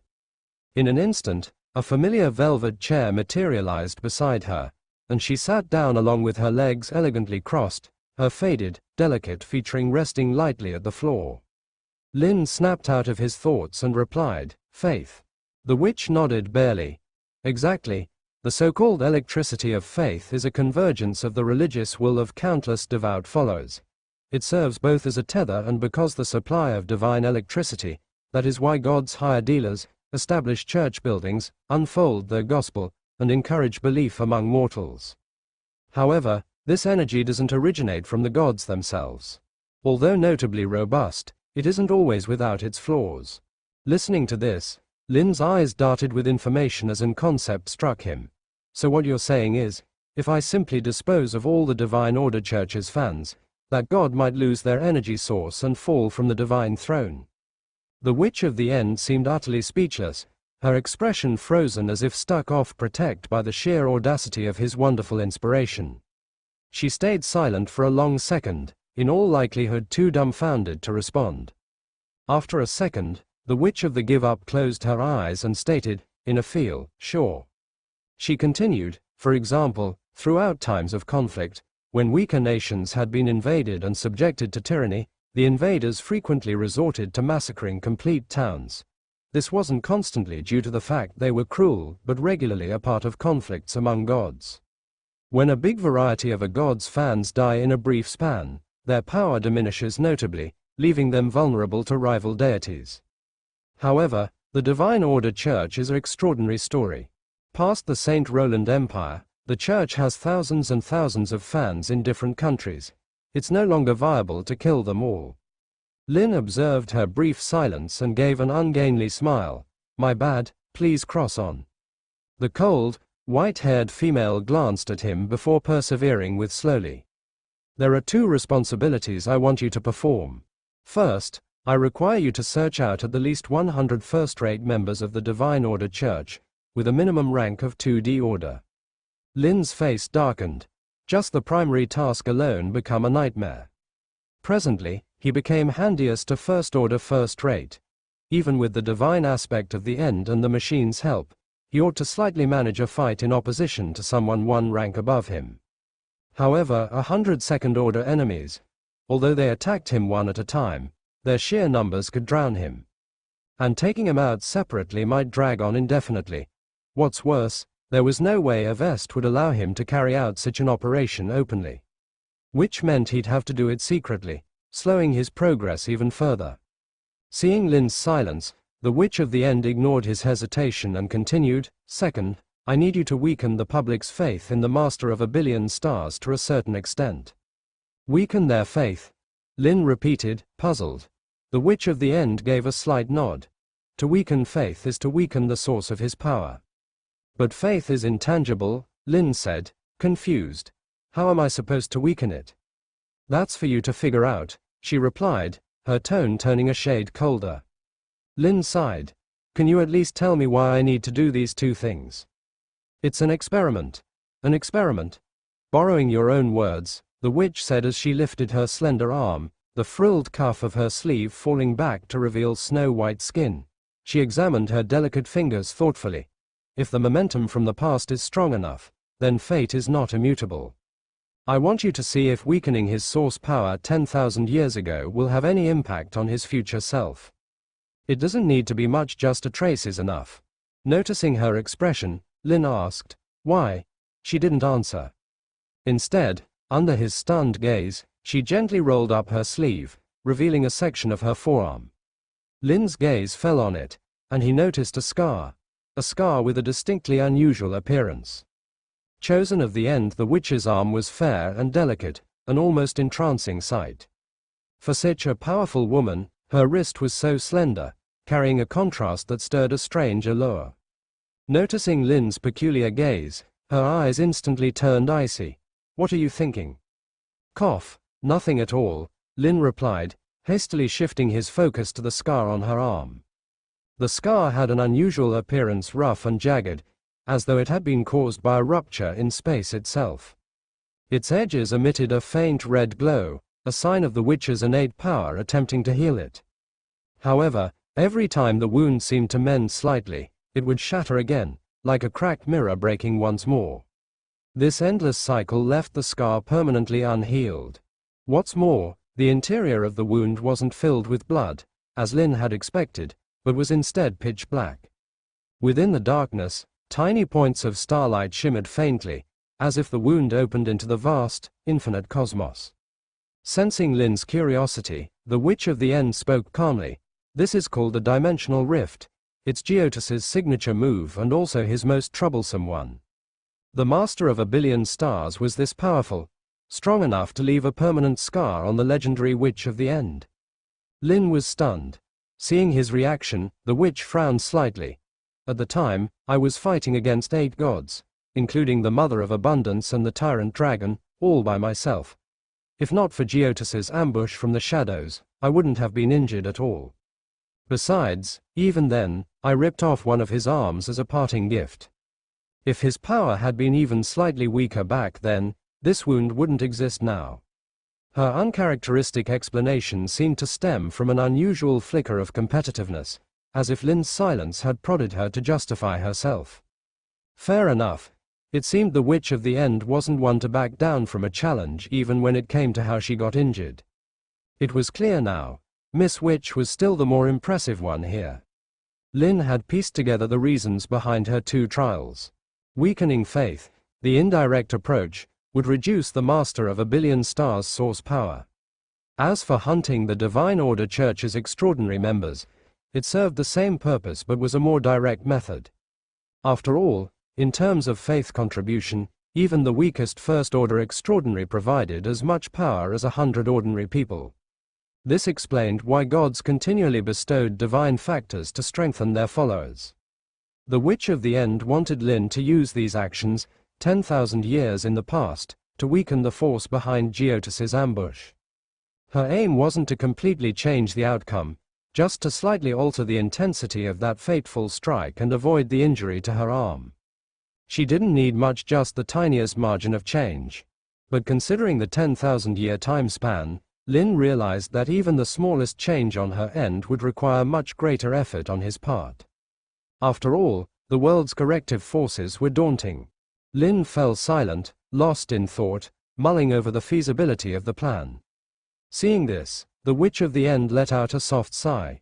"Come here." Lin snapped back to reality and hesitated for a moment before slowly walking toward her. Since she was sitting on the chair while Lin was relatively tall, she had to tilt her head up slightly to look at him. The witch raised her hand slightly. At first, it seemed she intended to place her hand on his forehead, but noticing how rigidly he stood, she frowned. "Kneel." Lin obediently dropped to his knees. As the faint scent of her presence enveloped him, he remained composed and took a subtle breath. Then, a cool, soft sensation brushed against him. He instinctively looked up and saw Avest had extended her hand at some point, gently resting it on his forehead. Wait, is she patting my heavenly altar? Lin had no idea why such a ridiculous thought popped into his head, but he was at a complete loss for words. At the same time, a wave of strange power flowed into his mind. It was cool and soothing, filling him with an almost miraculous sense of clarity and calm. Due to unknown factors, the host has acquired a new extraordinary ability. The system's notification echoed in Lin's mind. "Don't overthink it. This is just an ordinary blessing," the Witch of the End said indifferently. "Anyone who believes in me receives one." Why does that sound suspiciously defensive? Out of curiosity, Lin opened the system interface and found that under his list of extraordinary abilities, there was indeed something new. Name: Chosen of the End. Rank: 5th Order. Effect: Passive ability, you are favored by the Witch of the End. Activation condition: Faith in the End. Upgrade cost: Cannot be upgraded. You call this chosen title an ordinary blessing? Lin chuckled inwardly. In general, being designated as a chosen was an honor reserved for the most devout and powerful extraordinary individuals favored by a god, and only one could exist under a single faith at any given time. If she said it was ordinary, he'd play along and believe it. Still, it seemed that even after 100,000 years, this woman's habit of saying one thing and meaning another hadn't changed. The blessing was brief, lasting only a few seconds before the Witch of the End withdrew her hand. She looked calmly at the kneeling Lin. "Well, I'll leave this matter to you." "I'll do my best," Lin replied earnestly. The witch, however, didn't seem satisfied. "Not your best, you must succeed. If my name is tarnished in any way, I'll kill you." "Understood. Oh, and take this." As she spoke, the witch pulled out a worn, yellowed parchment and tossed it to him. "In the future, unless it's something critically important, don't perform the ritual. You can just write on this paper." When Lin woke up again, he found himself lying on the cold floor of his room. The ritual array he had drawn earlier had faded and lost its power entirely. Slowly, he got up and covered the remnants with the carpet. Letting out a deep sigh, he flopped onto the soft bed. In just a matter of minutes, his life had undergone a complete upheaval. He had not only reascended to the rank of extraordinary, but also become a follower of the Witch of the End. And to top it off, he now carried two incredibly difficult tasks on his shoulders. As he stared at the ceiling, his thoughts swirled aimlessly. What am I supposed to do? Pretend to be a Divine Order Church believer and poop on the street to undermine their faith? Ridiculous. Lin shook his head. That said, the Witch of the End's trials weren't entirely unreasonable. If he wanted revenge, he would inevitably have to confront the Divine Order Church's archbishop. Since they were bound to clash sooner or later, he might as well treat this as an early rehearsal. Lin mused silently. The night was still young, and faint footsteps of maids occasionally echoed outside the window. Just then, a soft knock came from the door. "Master Lin, may I come in for a moment?" It was the maid, Nina. Lin got out of bed and opened the door, finding her standing there, arms full of items. "What is it?" he asked casually. Maid Nina offered the items in her arms to him. "Master Lin, Miss Kesha asked me to deliver these to you. They're an invitation from the Tyrius family and the outfit you're supposed to wear for tomorrow night's banquet." "Got it." After closing the door and returning to the bedside, Lin casually tossed the box containing the outfit aside. Instead, he picked up the invitation and examined it carefully. Tyrius, his expression turned pensive, and he fell into a thoughtful silence, lost in unknown thoughts. I want to master the art of survival the following afternoon. At the suggestion of the maid, the idle Lin made his way to the Augusta family's training grounds. He decided to stretch his muscles after a long break and take the opportunity to organize his plans for future upgrades. Though it was called a training ground, it was essentially a vast sandy area built in a corner on the side of the estate. Scarecrow-like training dummies were evenly spaced across the ground, and nearby racks were loaded with a variety of wooden weapons. There were single-handed swords resembling Scottish claymores from his past life, sabers for cavalry combat, weighted replicas of spears and war hammers, and even long-handled axes painted in dark grey. At the moment, a group of shirtless, muscular men were sweating it out joyfully in the training ground. These were the Augusta family's personal guards, some of whom were even extraordinaries. With no duty shifts at the moment, they were working out to stay in shape. Lin didn't bother greeting them. Instead, he found a secluded corner and began his own training. First, he opened his system interface. Currently, he possessed only one divine factor. Typically, a first-rank extraordinary could hold up to 4 divine factors in their body. It wasn't that having more would overwhelm the body. In fact, almost all extraordinaries, when advancing to the next rank, rarely felt they had reached the maximum limit for divine factors. The real issue was that these things were extraordinarily valuable.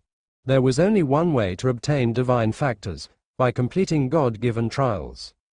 However, the problem was that even for extraordinaries of the same faith and rank, the trials they received could vary greatly. Some were fortunate enough to receive 3 or 4 trials, like his predecessor. Others, whether due to bad luck or a lack of devout belief, received only 1 trial. They barely managed to ignite a single divine factor before being forced to ascend to the next rank. This discrepancy led to a wide variation in the capabilities of extraordinaries. Within the same rank, someone with a high number of divine factors could easily outclass someone with fewer by over tenfold.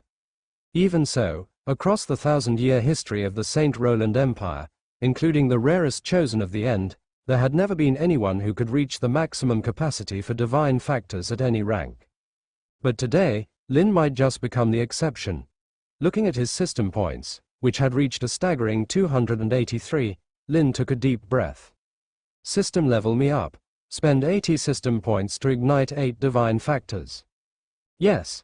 The next moment, 8 blazing red lights burst forth like tiny suns. Lin's previously barren and desolate inner world was suddenly illuminated with a vibrant glow. Still, he wasn't satisfied. He continued hammering at the plus button. Current rank's capacity for divine factors has been reached. Fine. Lin sighed. In his predecessor's time, igniting 4 divine factors at the first rank had taken 6 whole months. This included trials like preaching to 1,000 people, hunting down 20 cultists, and collecting 10 rare meteorite fragments. It had been a grueling effort just to achieve that. At this moment, Lin had surpassed his predecessor's 6 months of effort in just 3 seconds. It seemed that 9 divine factors was indeed the limit for a first-rank extraordinary. Lin experimented with the newfound power coursing through his body, channeling it to his fingertip. A faint red glow accompanied his movements as he gently pressed his index finger against a nearby wooden training post.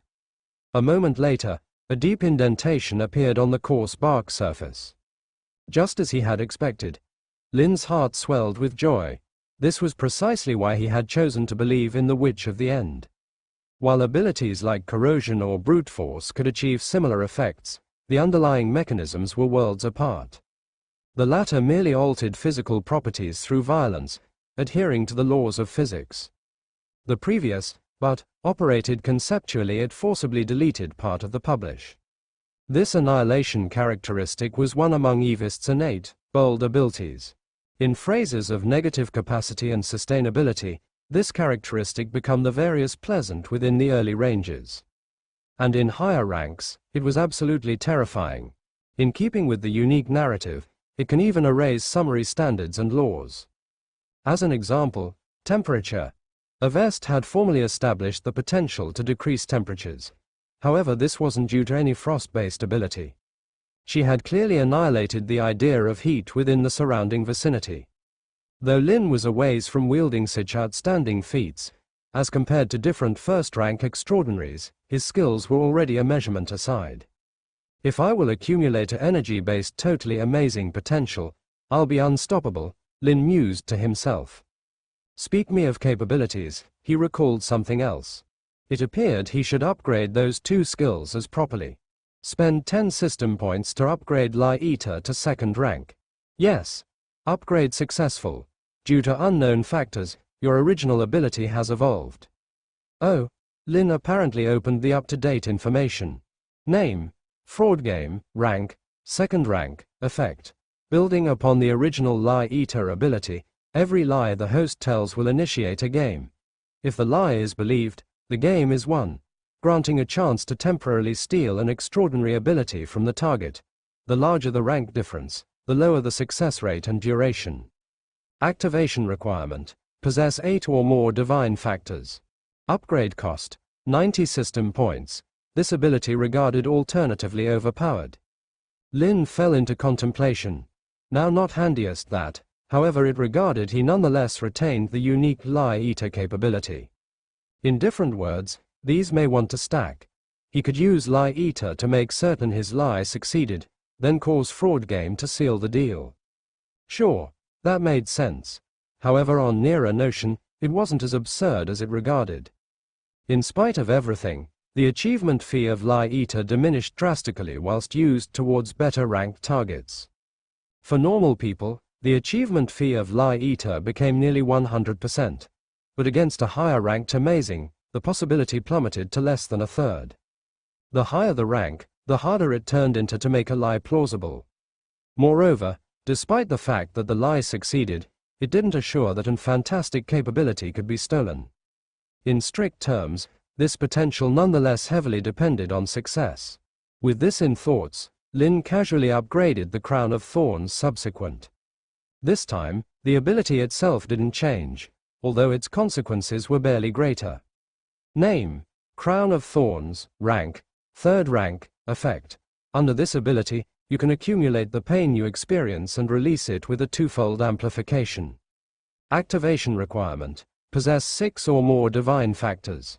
Upgrade cost. 150 points. No longer simplest did it gain a twofold amplification, however the previously required twofold pain level in turned into also eliminated. Lin became pretty pleased with the current outcomes. With 143 device points ultimate, he had sufficient to attract every other capability, however he determined to maintain off for now. In the end, his good fortune was notoriously terrible. What if he ended up with another assist-orientated or sinister trickster ability? He resolved to wait until his modern-day subjects settled, after which discover an historical artifact capable of boosting luck. Most effective then would he try to draw a new potential. For now, there was no pressing need for him to make contributions fight strength to Eva's aspect. Staying low and growing his skills in mystery was the manner to move. In the end, simply earlier nowadays, he had publicly announced that he had correctly absorbed the divine thing of sacred focus that Princess Eversta had procured for him. No person expected him to have any sizable combat skills. He became regarded extra as a strategist or think tank. Unbeknownst to them, this became precisely what Lin wanted. He became determined to grasp the artwork of survival. After spending approximately 10 minutes sorting out the device upgrades, Lin became his attention again to the schooling submit in the front of him. Crown of Thorns, set off. He had expected to see a strange visual phenomenon, just like the jail-like imagery he encountered the first time he used Lie Eater. All of a sudden, nothing occurred. Although perplexed, Lin didn't overthink it. Bang! He struck the straw-covered part of the put-up with a solid punch. A pointy, stupid ache shot through his hand.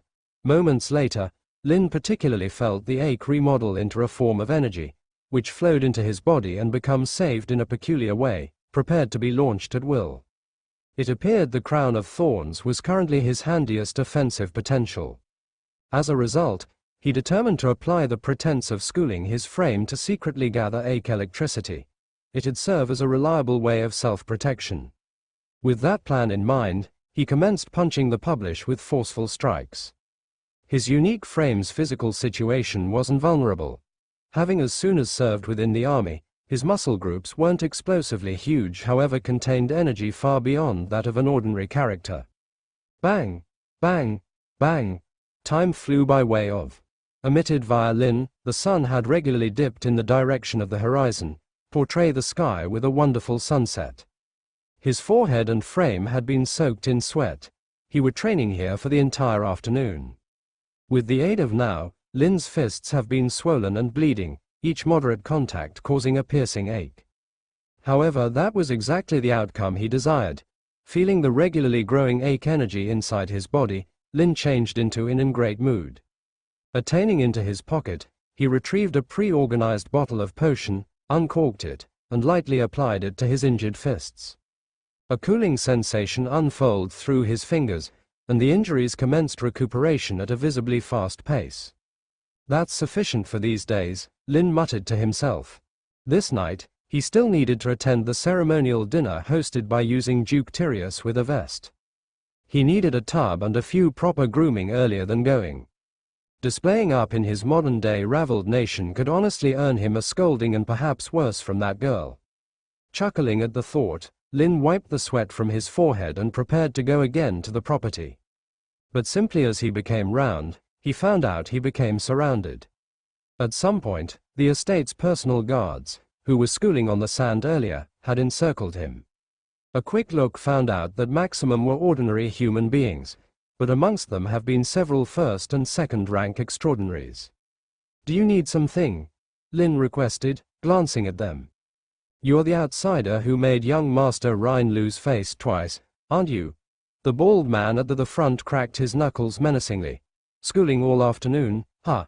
How approximately we be your sparring companions?" Noticing the malice of their eyes, Lin smirked. "Positive," he stated casually. "It's like locating a pillow whilst you want sleep." Grasped Grey Master Greyer. "Something horrible has occurred."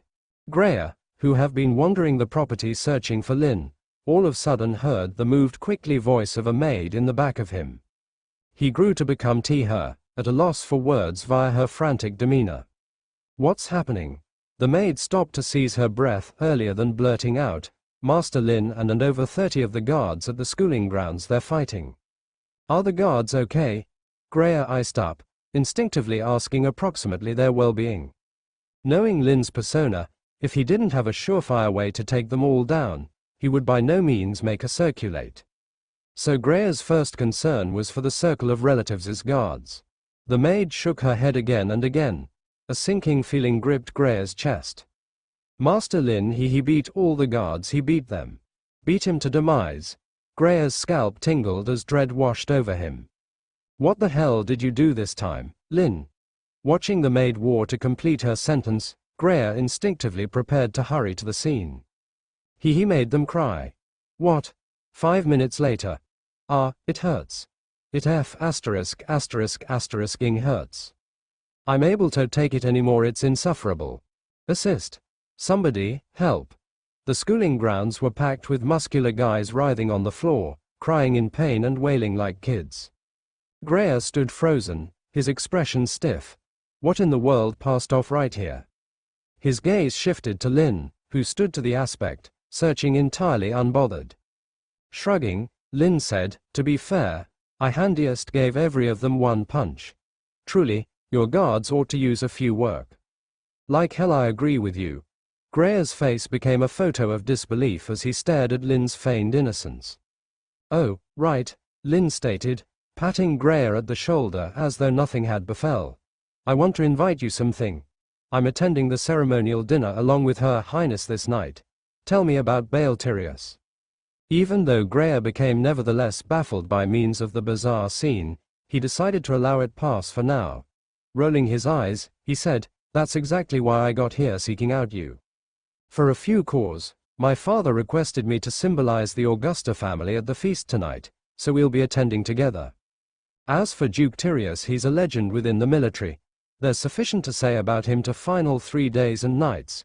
What precisely do you want to realize?" Lin paused in idea. "Do you understand why he's here in Orn City?" For cash, of course, Greer replied, shaking his head. The demon battlefield has been unsettled lately. It appears the South is probably gearing up for warfare again. As we all understand, warfare calls for resources certainly else, Greer persisted. Proper now, Duke Tyrius needs to elevate a large sum to prepare for the Icinus offensive that might come in some months. Lin raised an eyebrow. And how does he plan to elevate it? With the aid of website hosting this charity feast. The unique storyline didn't point out this occasion, so Lin became nevertheless piecing things together. Even as the dinner party had indeed drawn many nobles and elites from Orne metropolis and close-by towns, or even some who had traveled from the capital to fulfill Duke Tyrius at high quality, the funds raised could be a drop in the bucket. Greer brushed off the concept without hesitation. Of course now not. The feast is simply a take-a-look-at run, a way to gauge the attitudes of the aristocracy and the church closer to his next flow. What move? Tax collection, Greer revealed, placing at the heart of the difficulty. Orne town and the surrounding areas are too a ways from the capital and have been plagued with the aid of years of struggle. As an end result, the Empire's manage over this place is weak. You may see this in one clean example. Taxes. From what I realize, the Empire hasn't acquired its complete percentage of taxes from those towns in years. Most of it gets embezzled by way of local officials and the church below numerous pretexts.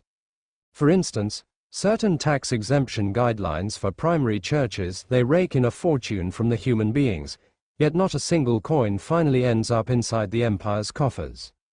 And these powers are deeply entrenched, with robust ties to the capital, making them tough to touch. Lin absorbed this lengthy rationalization with a thoughtful appearance. So that's why Duke Tyrius is so bothered that he had to come here in man or woman. Exactly, Greer confirmed with a nod. The two walked in silence for a moment before Lin, curious, requested, in your opinion, which of the local churches is the greediest? That would definitely be the Divine Order Church, Greer answered without hesitation. In my view, they preach all day long, but they don't do a single good deed. They've swallowed up 60 to 70% of the people's wealth. The Divine Order Church. How convenient. Lin's eyes brightened at the revelation. For the Witch of the End's trial, he had been struggling to find a breakthrough. And now, one had landed right in front of him. It's like finding a pillow when you're sleepy. Meanwhile, Greer noticed the sudden gleam in Lin's eyes and felt a chill run down his spine. Although they hadn't known each other for long, Greer had already developed a sense for when Lin was up to no good. And this look, it definitely meant trouble. If hypothetically speaking, Lin suddenly asked, a charming hero swooped in to help Duke Tyrius secure this huge sum of money and crush the arrogance of the Divine Order Church, what would he gain? Greer gave him a side glance. He would earn the friendship of the Tyrius family and the favor of Her Highness, Princess Evesta. After all, Her Highness has always sought the support of an elector. In the northern district of Orne City, at the Bartolon estate. A sleek black luxury carriage was parked on the wide road in front of the estate's gates. A middle-aged man, dressed in opulent attire, stood by the carriage, his gaze fixed on the row of neatly lined-up servants at the entrance. Still no news of that boy? He asked. No, Steward Sherlock, the lead servant responded cautiously, glancing nervously at him. Young Master Lin, that boy hasn't returned to the estate since he left last time. We've searched all over Orne City, but there's not a single trace of him. Keep searching, Sherlock growled, his tone cold and firm. The orders are clear. If alive, we need to see the person. If dead, we need to see the corpse.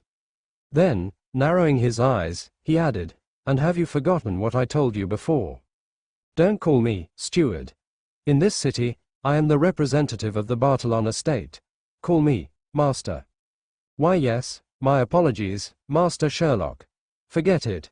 Don't let it happen again. Sherlock waved his hand dismissively, irritation etched across his face. Now, how's the other matter coming along? Most of the Bartolon family's assets in Orne City, including real estate, have been thoroughly inventoried. Over the years, we've gradually laundered them into your personal property through various means. Sherlock frowned. Not my personal property, the Mosgra family's property. Remember that. After tonight, this estate will have a new master. Understood. The servant wiped sweat from his brow nervously. Sherlock checked the time and, seeing it was almost time to leave, gave further instructions. The Tyrius Duke's banquet invitation to the Bartolon family has arrived. I'll head over to attend and take the opportunity to greet the esteemed figure from the Mosgra family. You all stay here and guard the house properly. Yes, master, but what if that boy comes back? Sherlock's gaze turned icy. Beat him senseless and lock him up. The servant hesitated, a trace of uncertainty flickering across his face. But he's still a member of the Bartolon family. The Bartolon family? Sherlock sneered. What Bartolon family is left? A comatose old fool, an exile driven out of the capital, and a minor young lady still in the capital, her life and death uncertain. Do you really think they can stir up any trouble? Sherlock's mind drifted briefly to the memory of that boy when he first arrived, crushed and broken like a walking corpse. He shook his head in disdain. The Bartolon family's glory was long gone, leaving no hope for a comeback. If the boy had any sense, he'd find some deserted corner to quietly wither away. Sherlock allowed himself a self-satisfied smirk. His foresight in aligning himself with the right people ahead of time had spared him from a similar fate. Otherwise, he too might have faced the reckoning that was sure to come. Here's chapter 31 to 60 ends here. Enough for today. Next chapter's coming soon.